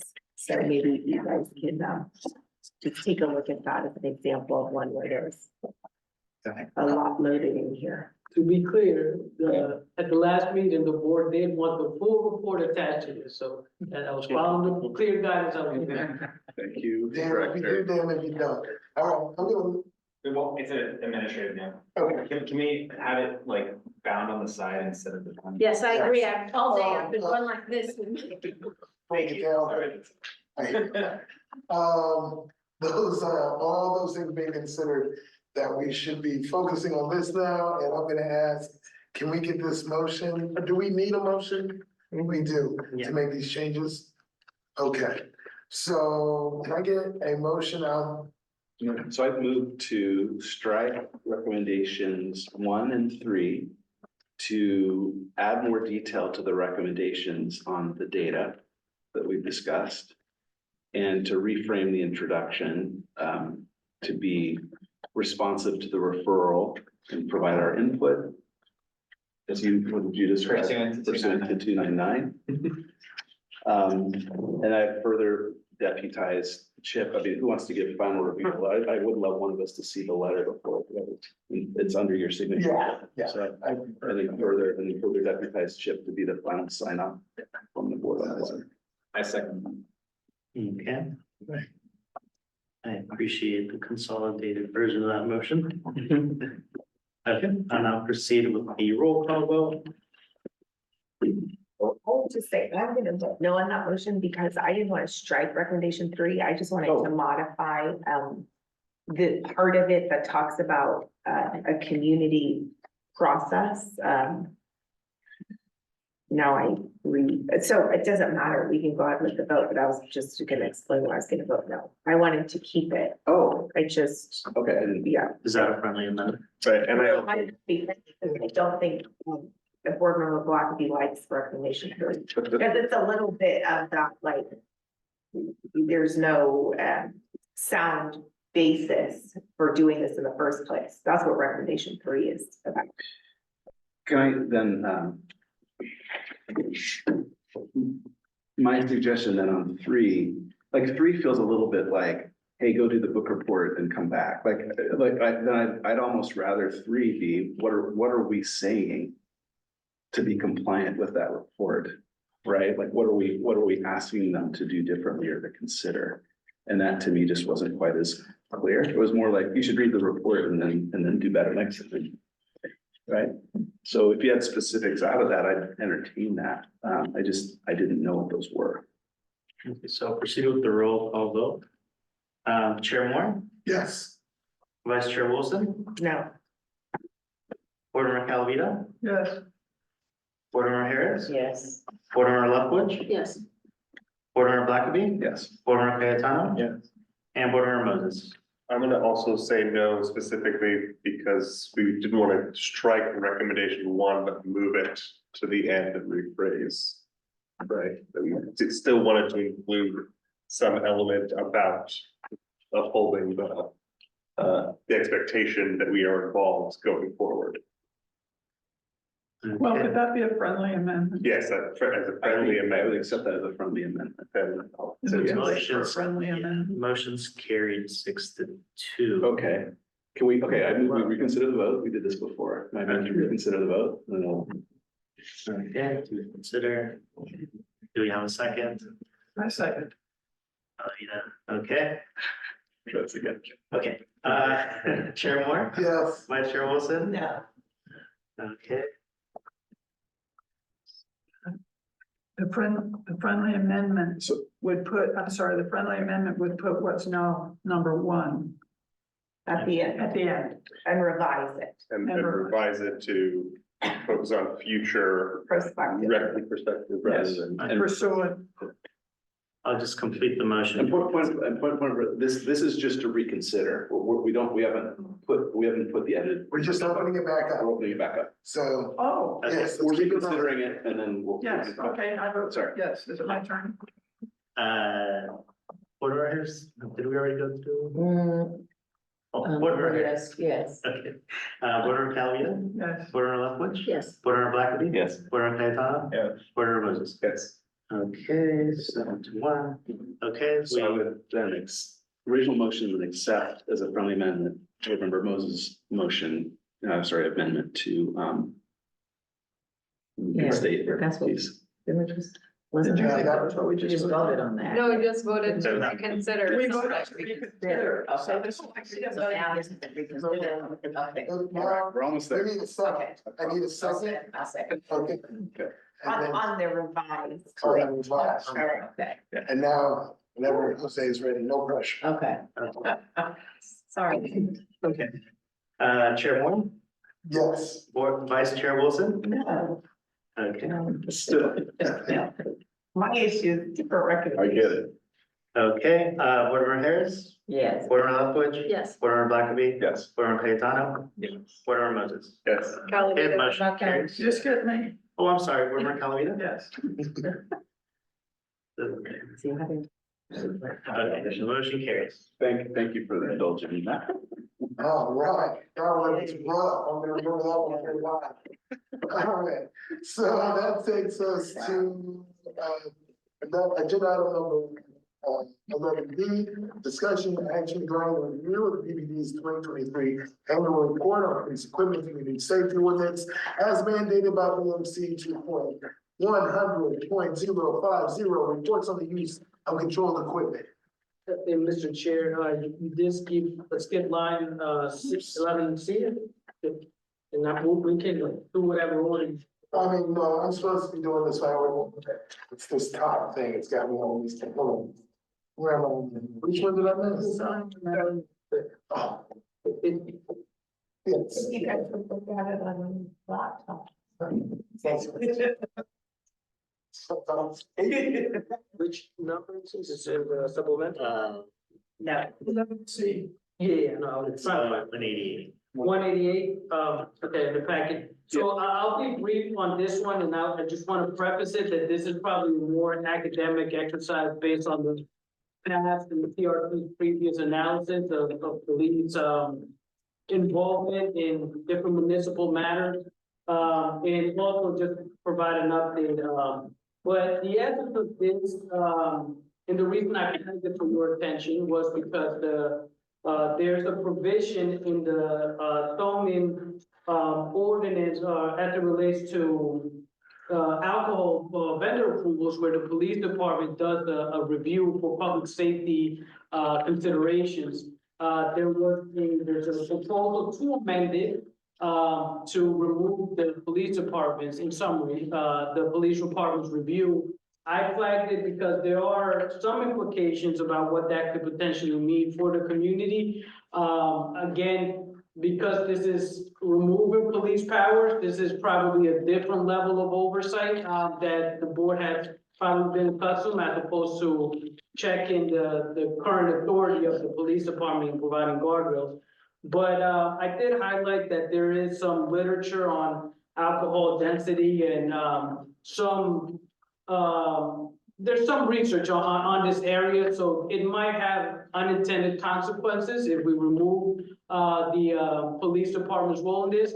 I do also want to caveat by saying I don't know more than what was listed in the item, so I don't know how extensive the police has been involved in this process, whether their recommendations have rejected any potential vendors. So this is a very preliminary analysis based on the item. The item was considered for first hearing by the council last night.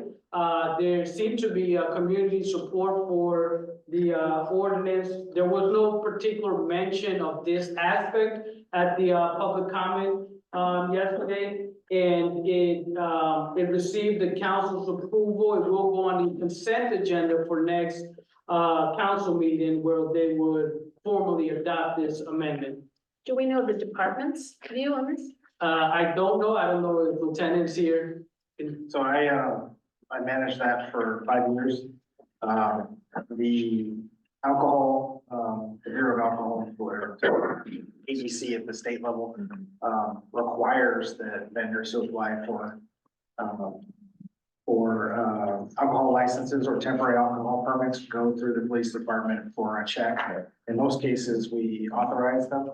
At times we've caught, like, for example, rogue parties under basically a vendor who was trying to hide their name. Those are the kind of parties that lead to shootings in the past. And so we do a quick check to make sure that the vendor is an actual legitimate vendor, or that, for example, a wedding, somebody's trying to hold a park, they can actually, authorize that particular park, things like that. It's part of the required process though through ABC. So ABC will not license somebody for the alcohol permit without the police department sign off, to my knowledge. So you're saying you have to, Yes. it's not appropriate for them to remove your. I'm not sure. I think the city could say that they don't want us involved, but then ABC could also say, then you can't have a permit. Well, that seems pretty important. And what is the argument that Why council would is that- making yeah. about removing? I think they wanted to streamline the permitting process for businesses in general.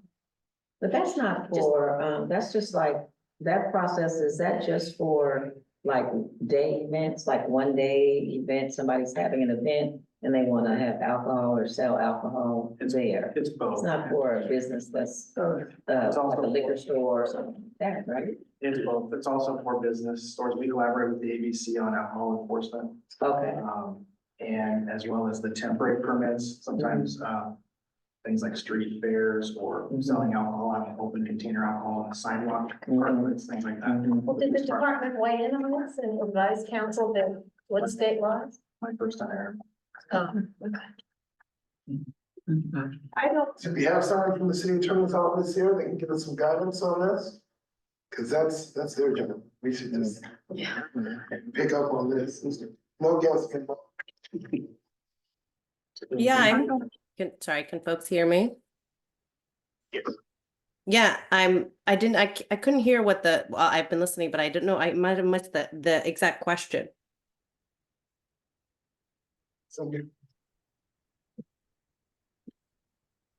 I guess I don't. Sorry, I'll mute my mic because I'm coughing. Give me a sec. Totally read this and didn't think it's something that we needed to engage on. I think the department should take a position. Done, and I don't know that we need the city attorney to tell us. I would love to know, if she knows the city's position. Okay. Can we figure out, is there a reason that we're streamlining this process and pulling it away from the police department? And is it legal to do so? Those are my questions. Whether it's legal for it's a question whether it's legal for council to streamline this zoning process? My question is, can this zoning process be done without the city police signing off on it? We're unclear. When it sounds like state law requires. We can look into this. It's not something I know off the top of my head, but I can look into it if that's what you'd like.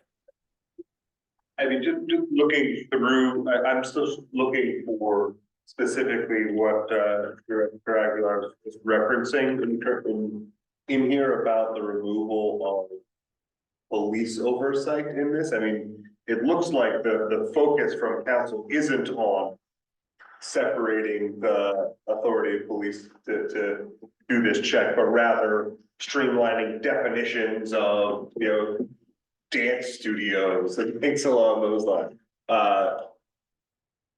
Where specifically in this generously provided it's in reference? One more.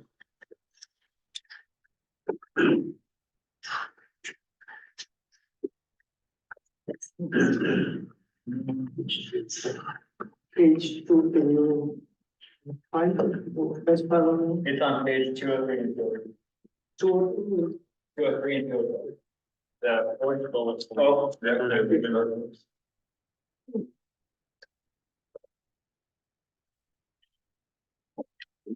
So for the deputy city attorney, Mathis, we're looking at page 203 of the packet. And the proposed revisions indicate the proposed revisions will remove existing requirements at the Berkeley Police Department, review proposed establishments to determine whether they would be expected to add crime to the area or whether an applicant's previous alcohol-related violations at another location would indicate a high likelihood of further violations. To your knowledge, did the city attorney review that for consistency with state law?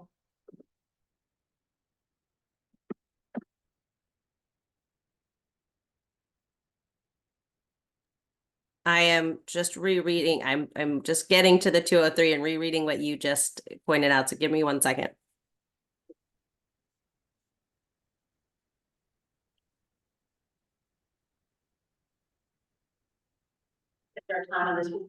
Yeah, I feel like this is an issue between the department, council, and the city attorney.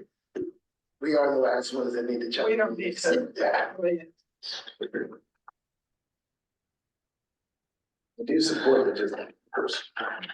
So can I make a motion that we flag this for the city attorney and council to confirm the legality of this specific portion? I'm very comfortable with that. Can we get a second? A second. All right. Let me just go ahead and scroll the phone, bro. Sorry. Keep it moving. That's for the director, then the director takes that, right? Back. Yes. Okay, Chair Moore, Yes. Vice Chair Wilson, Yes. Board Member Calavita, Yes. Board Member Harris. Yeah. Board Member Leftwich. Yes. Board Member Blackerby. Yes. Board Member Cayetano. Yes. Board Member Moses. Yes. Motion carries. Excellent, thank you. Which brings us to 11E, discussion and action regarding the PAB's issuance of subpoenas for records pertinent to the completion of the policies and practices related to the downtown task force, banking and operations, and subcommittee's work. Did you skip D? Yeah. I did skip D, yeah, I'm sorry. I'm doing this, I'm sorry. Discussing, back to D, discussion and action regarding the review of the PPP's 2023 annual report on police equipment and community safety ordinance as mandated by VMC 2.100.050, reports on use of controlled equipment. This process is required by the ordinance, for the Police Accountability Board to review this annual report. It's usually produced, or it's supposed to be produced by, March 15th. So they provide an opportunity of 60 days for the board to agendize and provide feedback to the department before it's presented to council. When we conducted this review last year, just a way of, context, we were looking more whether it met the specific minimum reporting requirements. Last year, we did find that most of them were met. They made gentle recommendation on a few items. One was to include percentages, which the department did adopt. And they also did include it in this new report as well. So in our review of the report, they did meet the requirements for the minimum items that should be addressed. But one of the things I emphasized to the board last year in the council was that it seems that the ordinance may have contemplated a more qualitative review of these incidents. It's difficult to do that based on just a summary in the tables that are provided. At face value, it does appear that the police department utilized the appropriate force or in the deployment ordinance. But again, we have no ability to corroborate that beyond what's listed here. We did not review body worn camera. So if the board wanted to engage in a more qualitative review, we did recommend some potential approaches. And in summary, one would include doing a review of, a review of all the incidents where the equipment was actually used. One, doing a potential sample of used and deployed, and then also doing another review of just deployed. And sorry, I'm having a hard time looking for the memo right now. But that is in essence the supplemental. Supplemental one. Okay. In what pages? Supplemental. Oh, in the supplemental. Okay, small. Cool. So, in the table that I included, page 4, that we included, there were 3 potential approaches. A full review of each incident, so there were 64 incidents. That's gonna be very time consuming and labor extensive. I'm assuming there's a lot of body worn camera to go through and reports. But it can assist with a more thorough assessment of compliance of each of these items, equipment. And it also provides the external review, a full review of each incident where equipment was used. There were 12 cases that are noted, and those were the ones I highlighted in yellow in the annual report. And then again, the potential approach of a random repurposive sample where you would look at both the deployed and the used case, where the equipment was used. You could do potentially a quarter, which would be about 16. Again, all of these would potentially time extensive, and time consuming and resource extensive.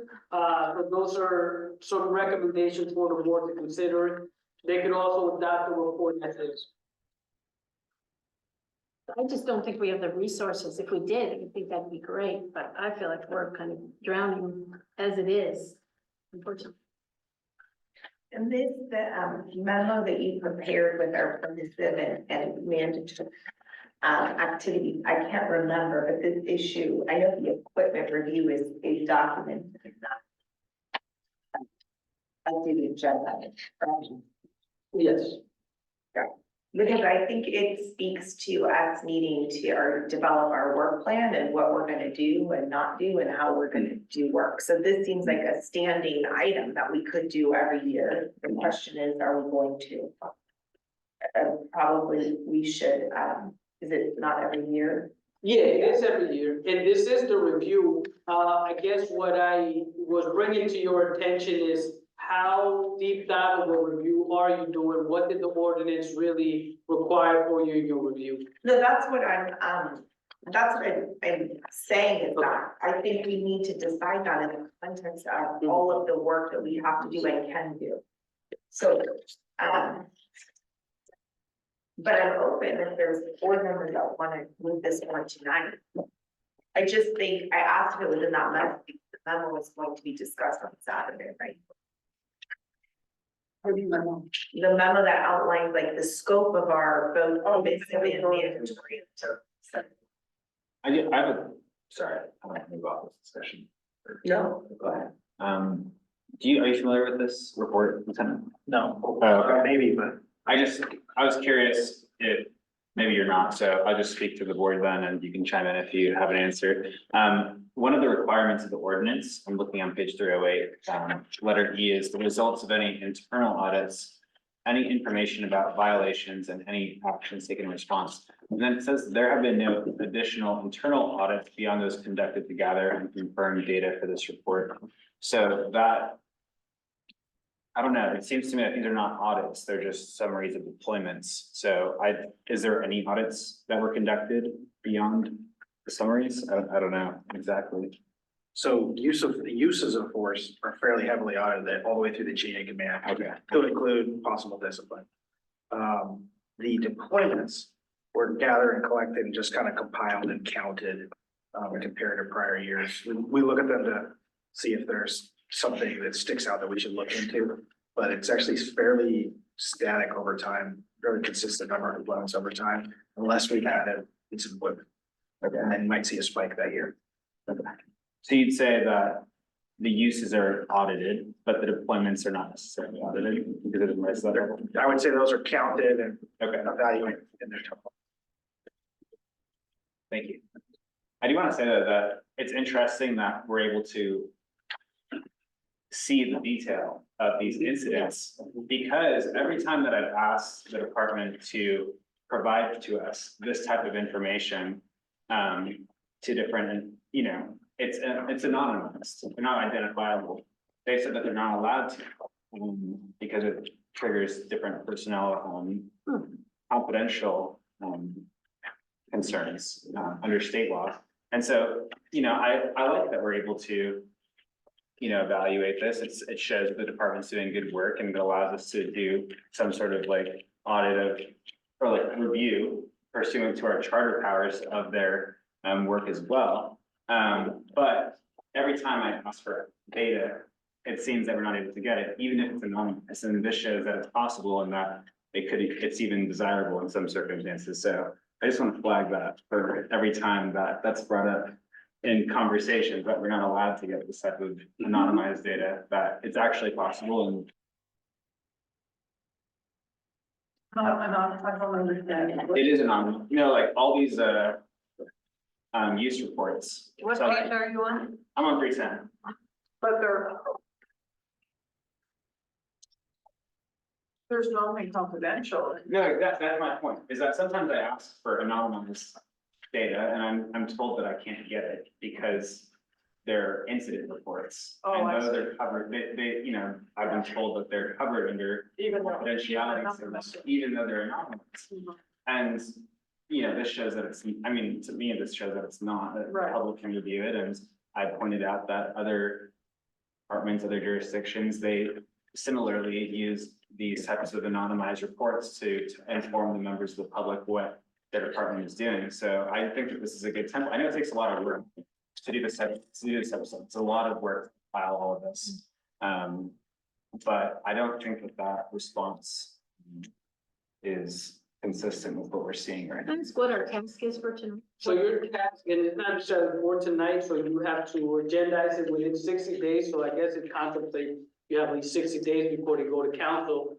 But you have the opportunity to review this report. This is potentially your first reading of this report, and you can consider some of the recommendations we made.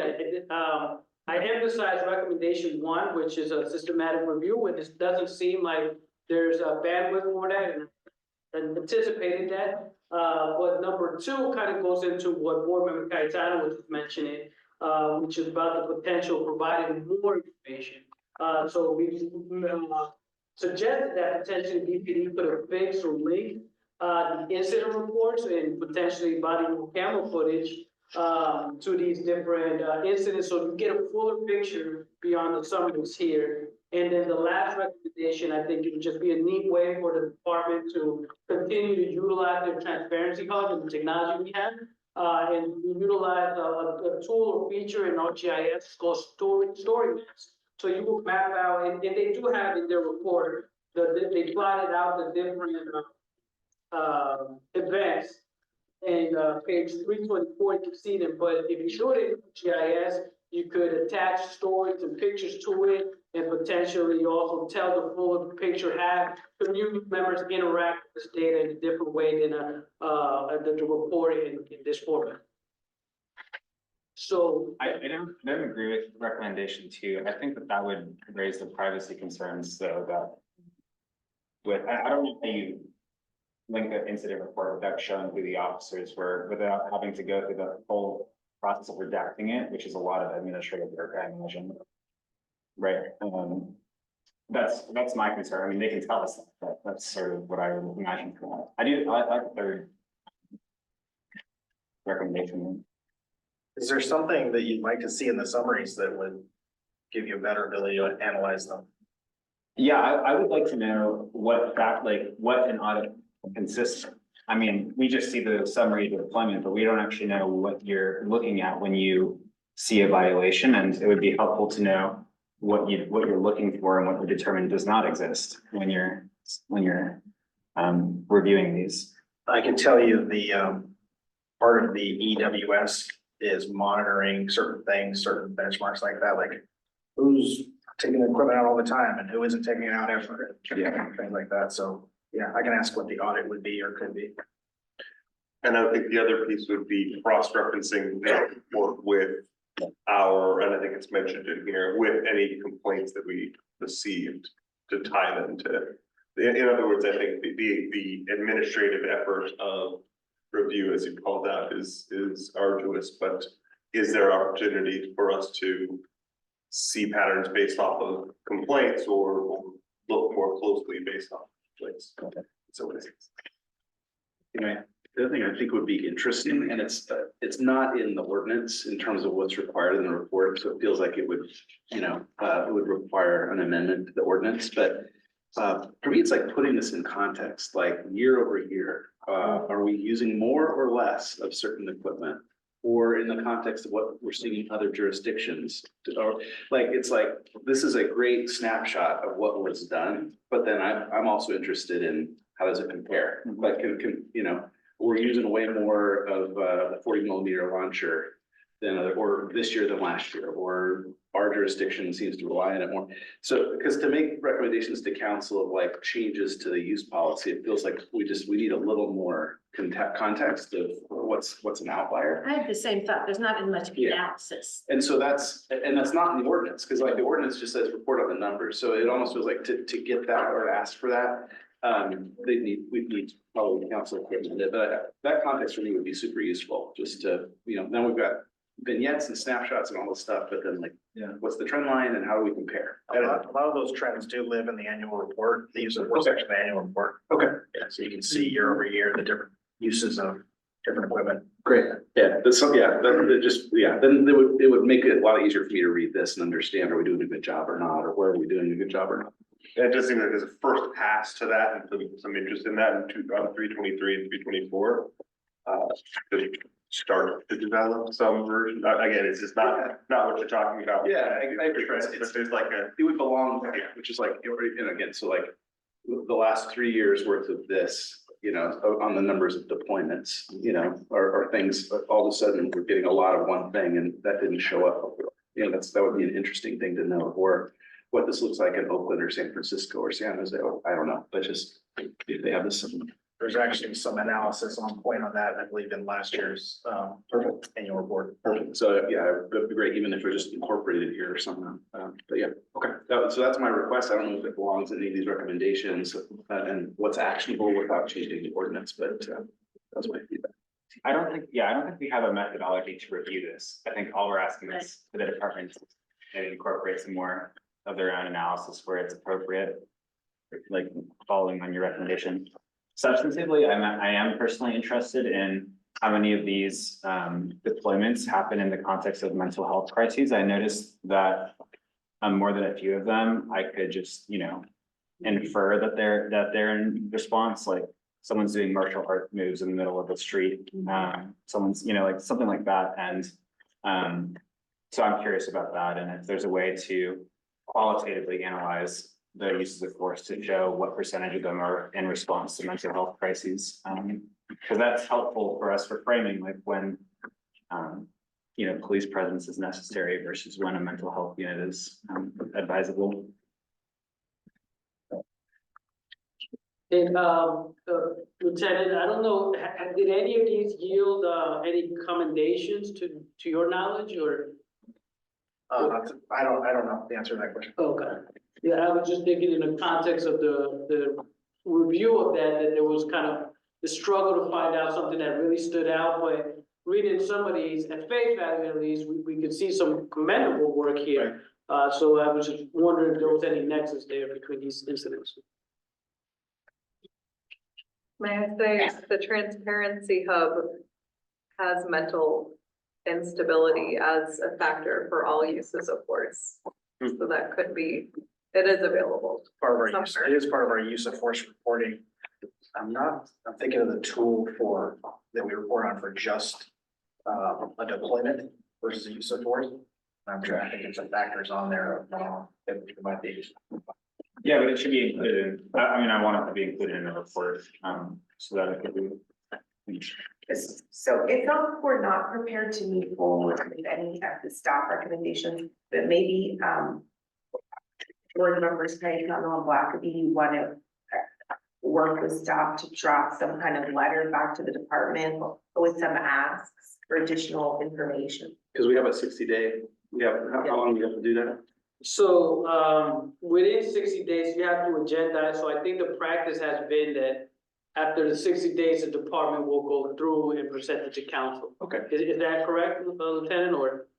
Is that? I can't, Yeah. I don't know the answer to that. I did that, I did the first review my first year. I went through everything, every incident, every deployment, all that. So the work has been done, I did it one time. I need analytical support to get through the kind of numbers.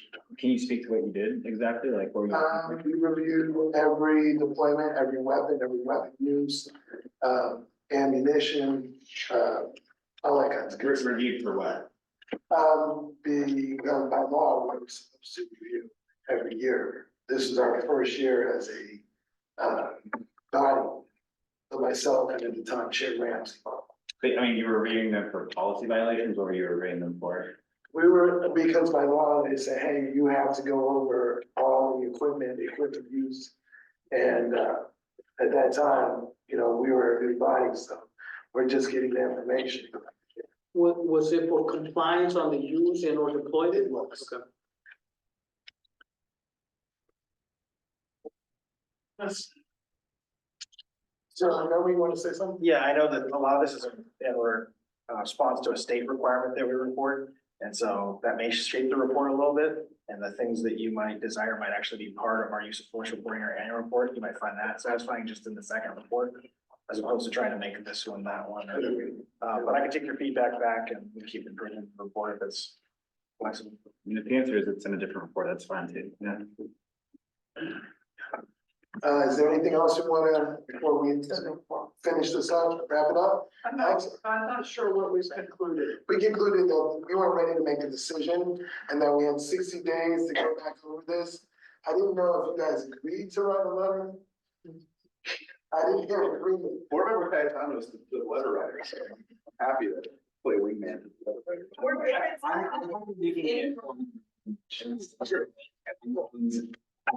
The next meeting, we can bring even more, if you're happy with the process, if you want to. I take notes and I send my notes to the chief and command and Okay, maybe we can make a note in another agenda item to come back to it, and we have more concerns about the report, we can make more informal recommendations, and hopefully you can provide feedback on our previous week's ones. So I just say to the chair's point, like there is an item here, that the board shall determine based on the report whether each piece of equipment reported on has complied with the standard. Like it's like there is sort of that review piece in By here. law. Yeah, right. But I guess it's just unclear whether that involves reading each row and there, or if it involves watching the body worn camera footage for the incident. Is that what you did? There is no way. No, We're still waiting. Well, yeah. Are we comfortable leaving the conversation where it is? And bring it and Bring it back. Exactly. So that takes us to this, I've been chomping at the bit, this is 11. Discussion action regarding the PAB's issuance of subpoenas for Berkeley program, completion of the policies and practices relating to the downtown task force and biking allegations, subcommittee work. I put this on the agenda. And I want to begin this conversation with a few pointed remarks. You know, we are 3 years within this process. We have attempted to reach out and create the kind of dialogue with stakeholders. We're here to make this this body, but also our work in accountability and transparency, something that all our stakeholders can believe in and something we can be proud of. You know, we have come under numerous years, a situation where we did not have support legally for us to do the work that we have tried to do. And I'm going to be very candid with you. Some of you have already heard this story. At our 50th anniversary, I was given information to let us know that because of our work and our behavior, we were going to get our powers pulled back. And, you know, I was told in a social setting, but a few days later, you know, we received opinions from the city attorney's office that I would characterize in my understanding of what I had read as we were not having the powers that are within the charter. And I know that you, as board members, have read the memo that I'm speaking on. Am I clear in what I'm discussing? Is everybody on the same page with me? Excellent. So at this point, you know, have a third party come in and have a judicial ruling on exactly what our powers are and if we can actually subpoena records.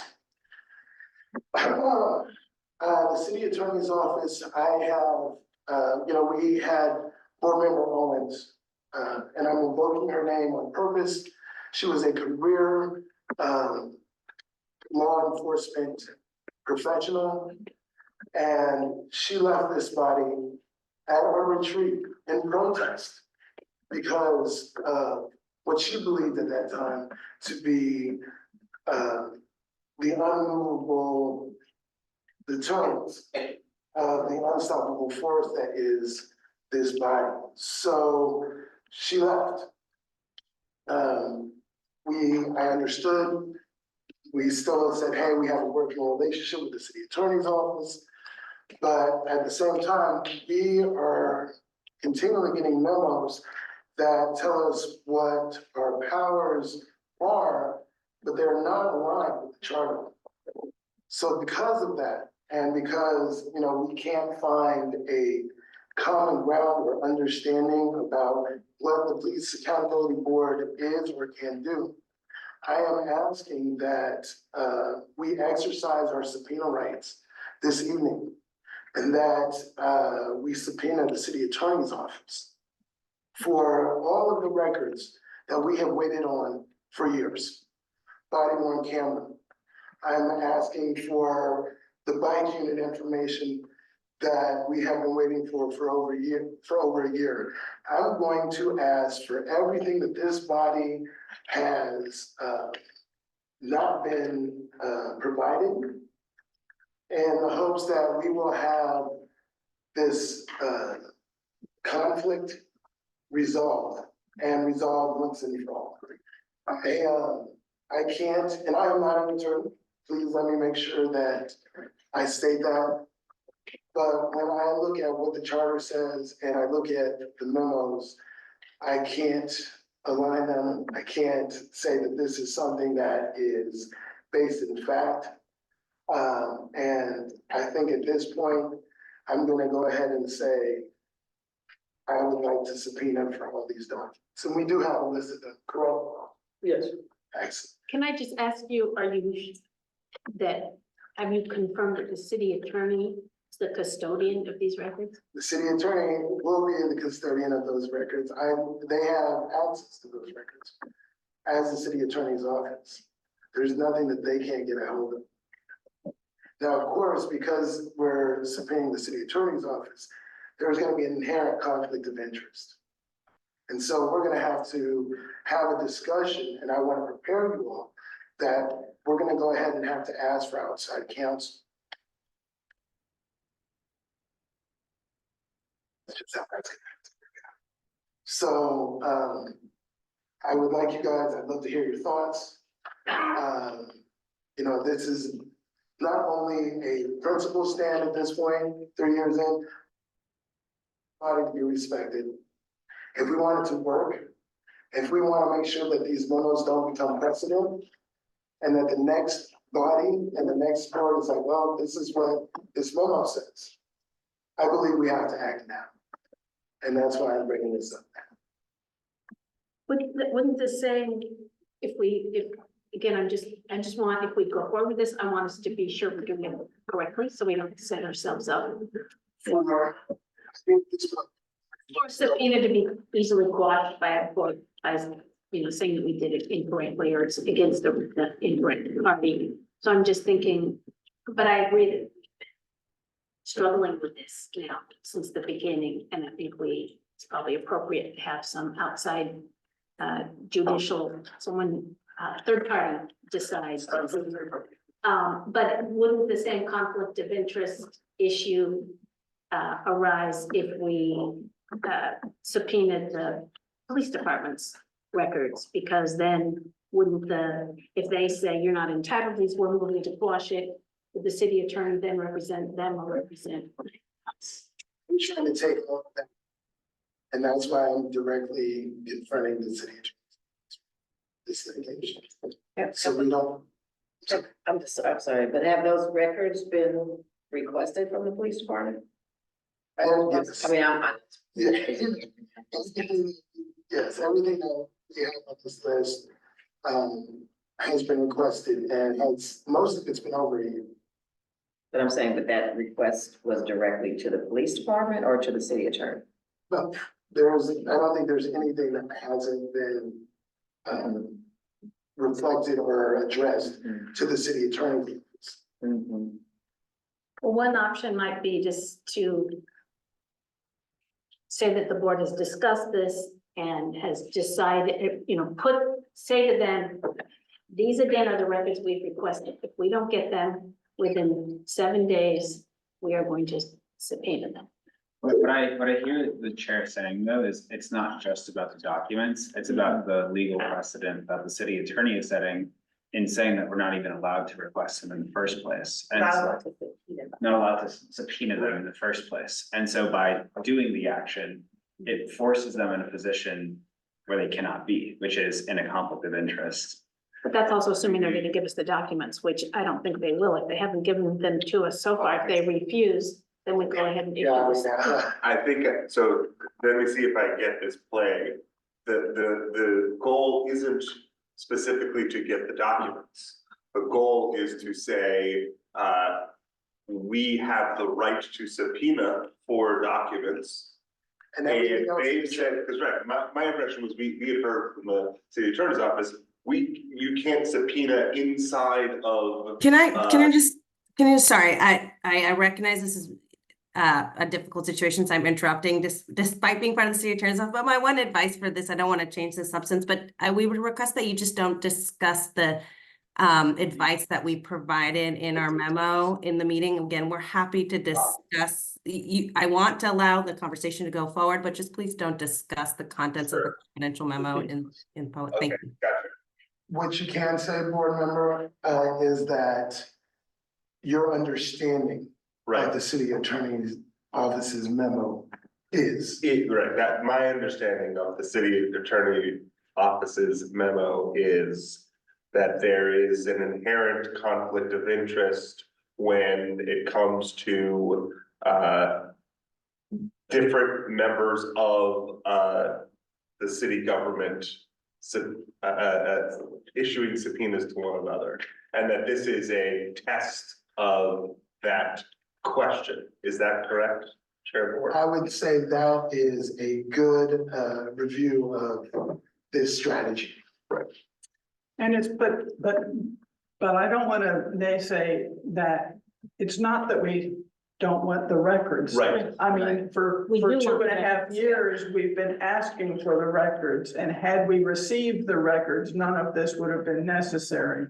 So it's the records that we want, and Right. since we can't get them, we have to demand them. I think either way, we subpoena them, they give us the records. Right. And by doing so, they confirm that we are allowed to subpoena them. Or they say we cannot subpoena them, and to say that, we have to go to court to enforce it. And in court, they cannot represent both us and themselves and the department in that process. And so either way, it gives us what we want in that situation.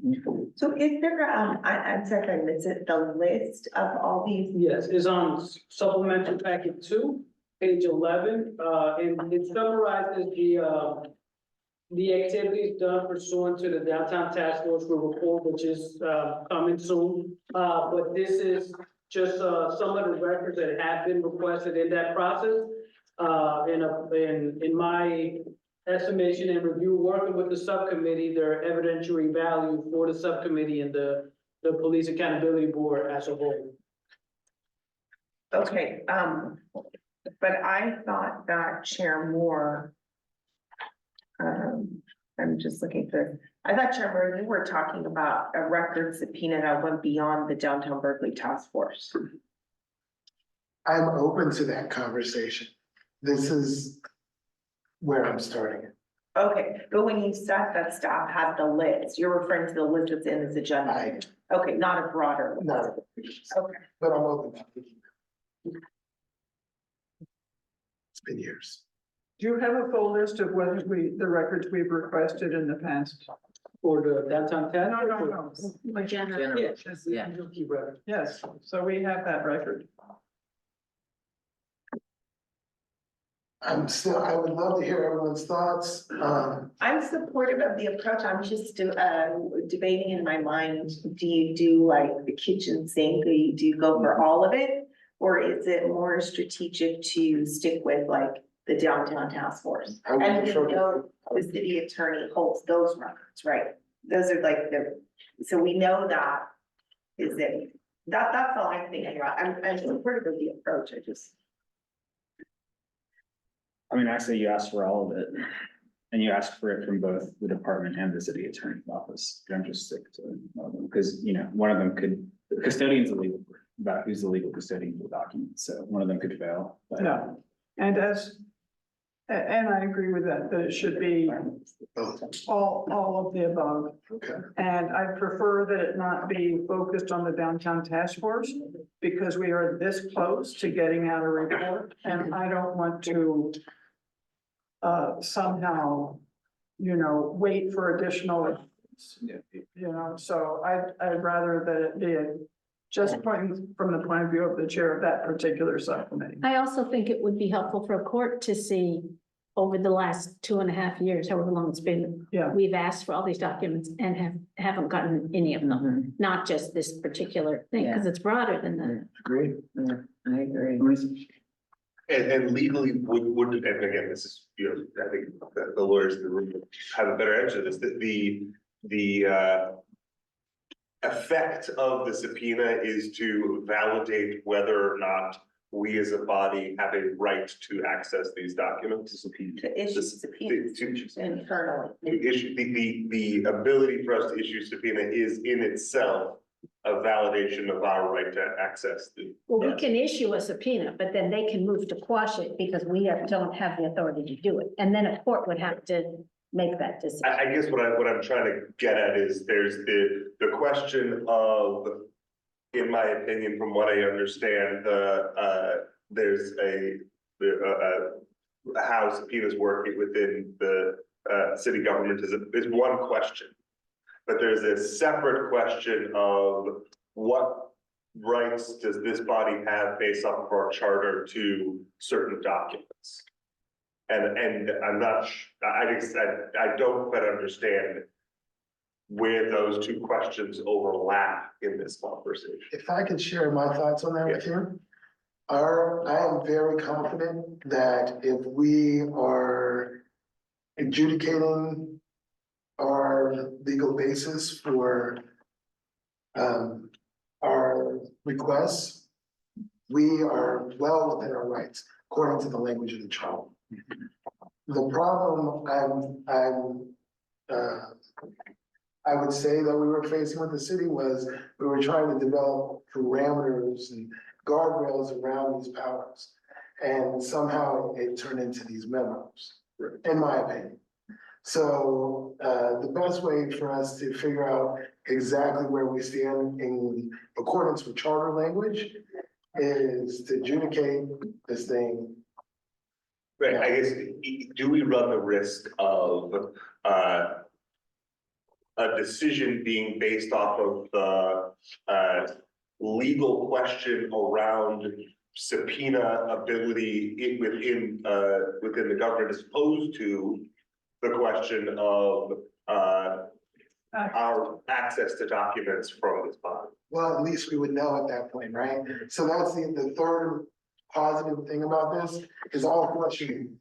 We've been saying, well, maybe we do have this power, maybe we don't. The back. Maybe we do have subpoena power. Well, access to documents. Or are those the same? They're the same thing. They're the same thing. Okay, that's. Well, they're connected, except I think from what I understand, we get told, for those documents that we have legitimate access to in others' eyes, there's no need to issue a subpoena, we just make a request. But in our experience, as I understand historically, we have made requests and people legitimately break charter, we should have access to this, yet they have been satisfied.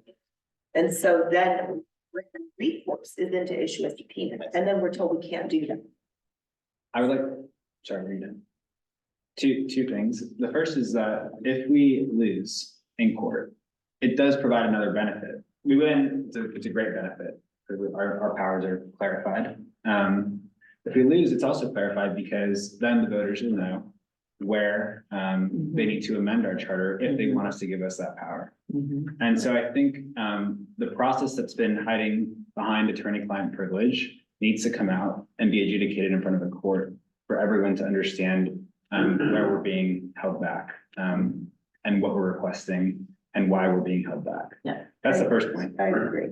The second point is that this is not just a problem that we have. There's, you can Google this. There's conflict of interest between city attorneys, police commissions, and the departments across the country.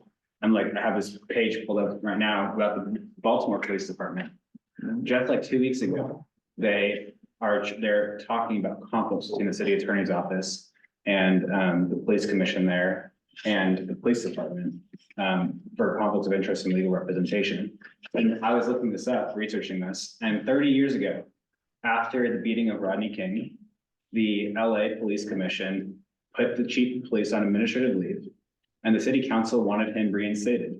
And the city attorney's office was trying to adjudicate between both of them. And the commission said, no, you can't do this. This is a conflict of interest. And they won in court. So I just think that there's a lot of precedent for this. It's a problem that every commission faces, and at some point it just needs to come. Mhm. And we've been talking about this for so long. I think it is definitely time. So I think we've got the makings of a motion. I Do would, you have a sense of the mechanics of how this subpoena is gonna be issued, staff? It would be helpful if within the motion, you consider delegating that authority onto me, but the charter does also empower me, or the director to issue subpoenas, and we routinely issue subpoenas, for our personnel, misconduct investigations, but in this regard, there isn't any specific process, it's just that the board has the authority, so I would potentially utilize the same process based on the particular records you're seeking. And I would identify or include the potential records, custodians that you mentioned, in providing the list of the records. And we do have a template already for subpoenas, so. Excuse me, so you said that we routinely issue subpoenas? So for our personnel misconduct And to whom investigation. do we issue those? So it depends on who the record custodian, but sometimes for evidence, if. But external to the city, Yes, external to the city. not within the city, Correct, right. So I was, never within the city. in the potential concern of revealing any particular personnel misconduct investigation, I don't want to answer particulars.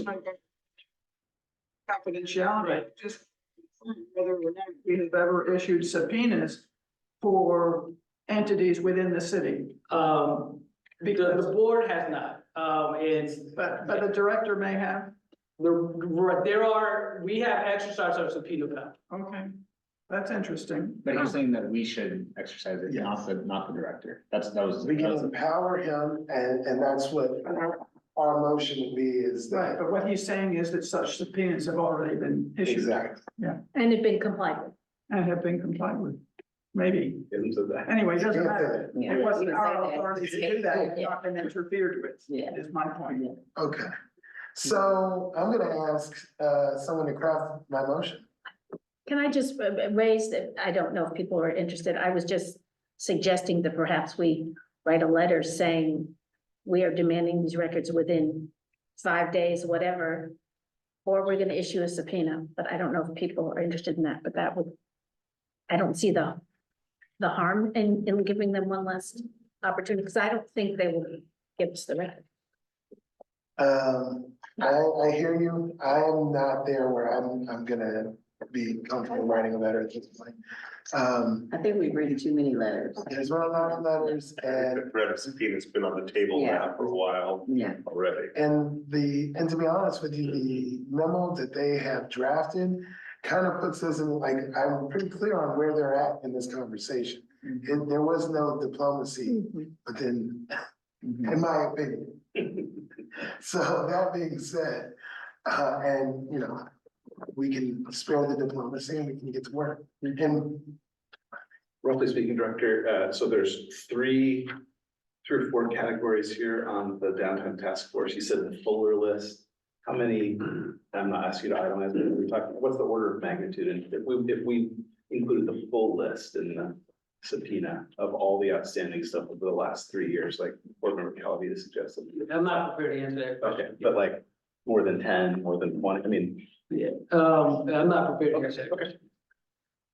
because it feels like that's the main discussion. Is it the full set or is it just a limited set? I thought we were talking about the full set, I thought we talked about. Okay, that's fine. I'm just curious how many that is. Yeah. I'm fine with that. but it would be nice to know what that is. So, Is there any risk to being, asking for the full set as opposed to being targeted? It's a question we would ask our lawyer. You don't have any. I don't see it right. The full set listed on pages 14 and 15. That's of DTF. No, I don't think we have, That's just for the downtown. we don't have the full thing. Oh, the other, beyond. Are any of those, is any of that moot, the prior request, because we don't want to ask for things that, I think we can definitely review those when it's time, but I don't, think any of it's.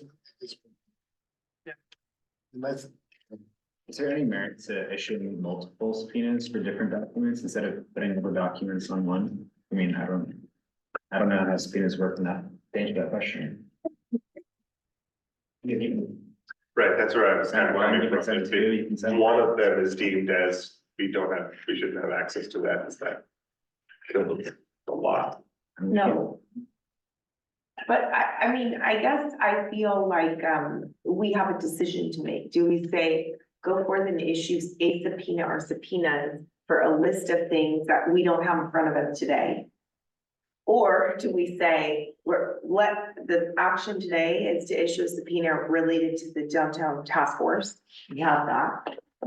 And then at our next meeting, you come back with the full subpoena list for everything else. And you've had a chance to review and vet it, and determine if everything's still relevant. Yeah. that might be better. I'm a little hesitant when we don't know exactly what the other. I hear that, Chair Calvino, but that would put a lot of focus on the downtown task force. Are you comfortable with that? Well, I don't mind that as long as we understand that we're going ahead and producing the report. Yeah, of course, Yeah. say less. It's a standard of account. Yeah, so we're good, we're gonna come up with this motion right now? But so let me just to clarify, following up on what Yeah. Member Calamita was saying. If the report comes out and then we're asking for these documents, is it then not moot? Yeah. Or what are we gonna? I don't want the request for documents to be moved after we close our report. Why not? You could have something in the report that says, we're issuing this because it's been so long, we don't have the documents. When we get the documents, we'll amend them. Supplemental. Yeah. I don't think there's anything with us I mean, because that will be. producing. Maybe. Acknowledging in the, mentioning in the report, we have not been provided with these documents. Which we're gonna have to do. I guess that's okay. I also think if at the next meeting, we have a list of documents and we authorize the director to issue another one, it'll take the pressure. Okay. So I make a motion. To issue Empower. or to issue a subpoena to request the document outlined on pages 14 and 15 of this supplemental package 2, I guess, supplemental packet 1, and which supplemental packet this is. And further, to that the board empowers or authorizes the director to issue that subpoena on our behalf. Second. That was the second part. I don't know how subpoenas are written or whether it's relevant. But I think that especially if it's now focused on the downtown task force and talking about all these personnel records and so forth, including the Swanson report, which includes personnel records. Somewhere, in the subpoena pursuant to our oath of confidentiality or something, because these records that we're asking for are confidential personnel records. And I just want it to be clear in the subpoena that we're not interested in publicizing these records. They're for our purpose of fulfilling our charter mandated duties and functions.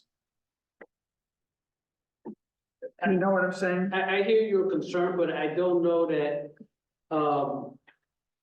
and again, to invoke, board member Cayetano, this is a concern for the legal counsel, but I don't know that you will request the records and a custodian will be responsible for determining whether release is appropriate under potential California or other potential laws. So they wouldn't be able to release records, it would be conflicted. So that's something that would need for them to make that argument, whether the release would be appropriate and or if there's any other release appropriate based on the California laws, if that makes any sense. So we have a template for some issuing subpoenas and we cite the legal authority for it. And that's what we would issue for the custodial. Does that make sense? Okay, but these records that we're requesting under the downtown task force all require confidentiality. Right. Is this So something if- we need to put in the motion, or is this maybe? This you was, Might wanna review the subpoena, I don't, Okay, yeah. just, I understand your concern, but, okay. Can I also? Yes. Friendly amendment to the motion now? I think that it should be issued to the appropriate custodians. So that might be the city attorney's office, might be the city manager's office, might be the department. I think it depends on the item requested. As opposed to all to the city attorney, you mean? Yeah, That's fine. yeah, is that a friendly amendment? that's a friendly amendment. I mean, it has to go through the legal custodian. Okay, are we ready to continue? Roll call vote? Yes, Okay, Chair Moore, yes. Vice Chair Wilson, Yeah, Board Member Calavita, Yes, Board Member Harris, Yes. Board Member Leftwich. Yes. Board Member Blackerby, Yes. Board Member Cayetano, Yes. and Board Member Moses. Yes. The motion carries. Which takes us to closed session. No, we skipped. public comment. Oh, No, we have to go back. Just like, can I move that we postpone that till our next meeting? we Is it did too late that. to do that? well, maybe, cause I know I had asked for it originally, and then I see it on every, agenda, which was not my intent. I was thinking like once a year, with the new legislative session in Sacramento. It also includes many things beyond state legislation, so I would just say for my part, I never intended that you guys were having to do this now every meeting. So I'll just say that for my part, I'm happy to postpone it, but also I don't know that we need to review it this frequently. Sure, and I would say it's a combination of not only your request, but other requests that include Lexipol updates as well, because you don't have the direct access that we do, so we also include that in that reporting. I know that that was a concern with the board. Maybe we can, I don't see that we do this, but we could just create a consent calendar. Like you provide it to us, so we don't have to discuss it unless we pull it off consent. Oh, it's just materials that are Yeah, provided. it's materials, but Yeah, yeah, mine will be, yeah. it'd be great to receive the materials that we can study them on our own. Maybe. I think it frees you up a bit too, right? And it's here, and we got them in the packet. It's item 10 in the packet. Yeah, yeah. So, So it sounds like we're not gonna discuss it today, yeah, that's, and then you can think about going forward, what would make the most sense. Can we just get a second on the live motion? Sorry, a second on the live motion to table the item. Second, I second. Okay. On the motion to table the item, Chair Moore, yes. Vice Chair Wilson, Yes. Board Member Calavita, Yes, Board Member Harris. Yes. Board Member Leftwich. Yes. Board Member Blackerby, Yes. Board Member Cayetano. Yes. And Board Member Moses. Yes. The motion carries. Which now takes us to agenda item number 12, which is public comment.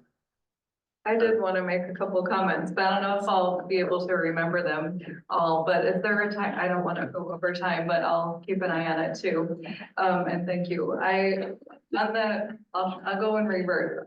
The last discussion was really interesting but then I was sad to, I feel like many of these documents, including that Swanson report, I don't know why we can't have some version of it for the public. I just think this whole issue of also I understand maybe legal guidance needs to be private, but I also think with everyone in the community wanting to understand the scope of your powers, right, and then so much of it being hidden, right. especially in conflict with, at some point, the city attorney's office has said these will be public, or board members have said, can we have a public version of this? And it's maddening.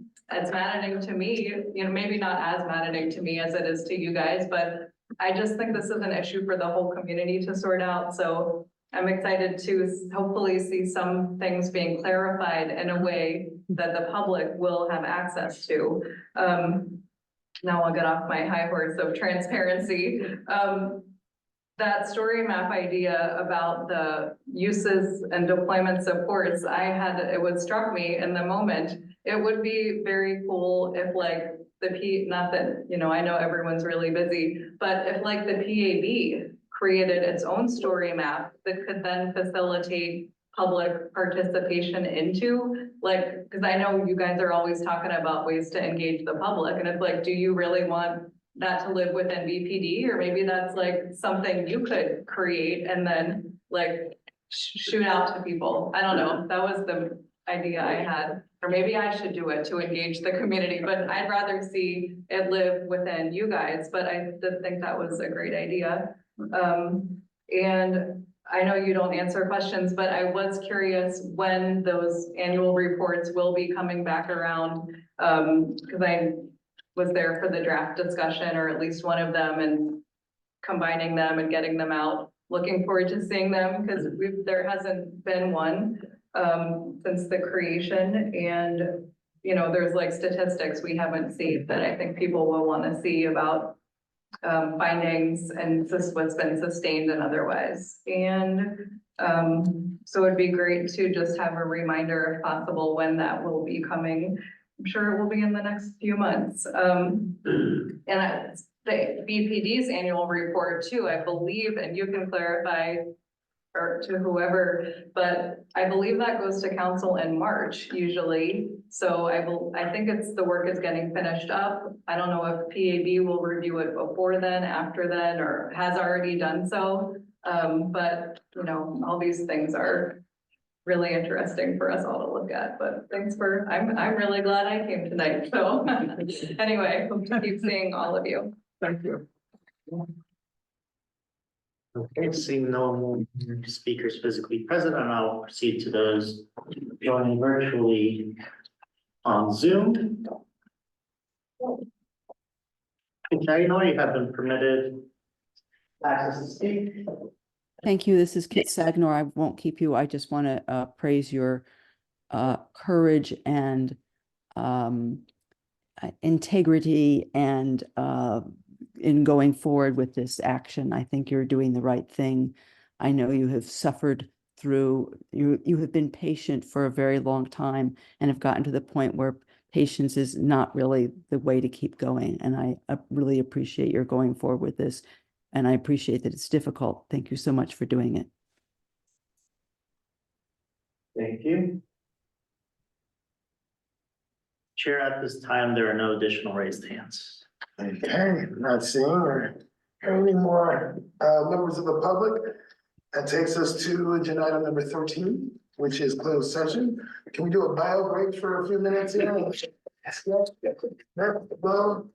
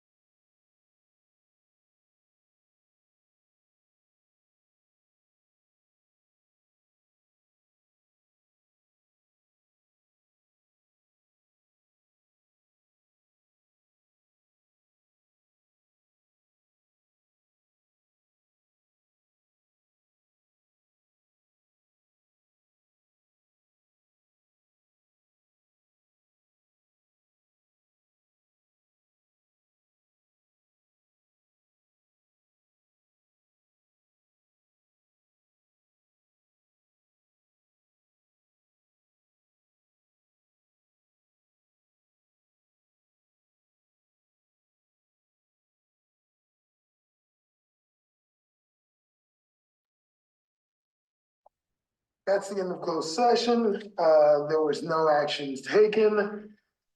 Which brings us to agenda item number 15, which is adjournment. May I have a motion, please? Shall we adjourn? And we are adjourned. Have a good night, everyone. I'm going to adjourn.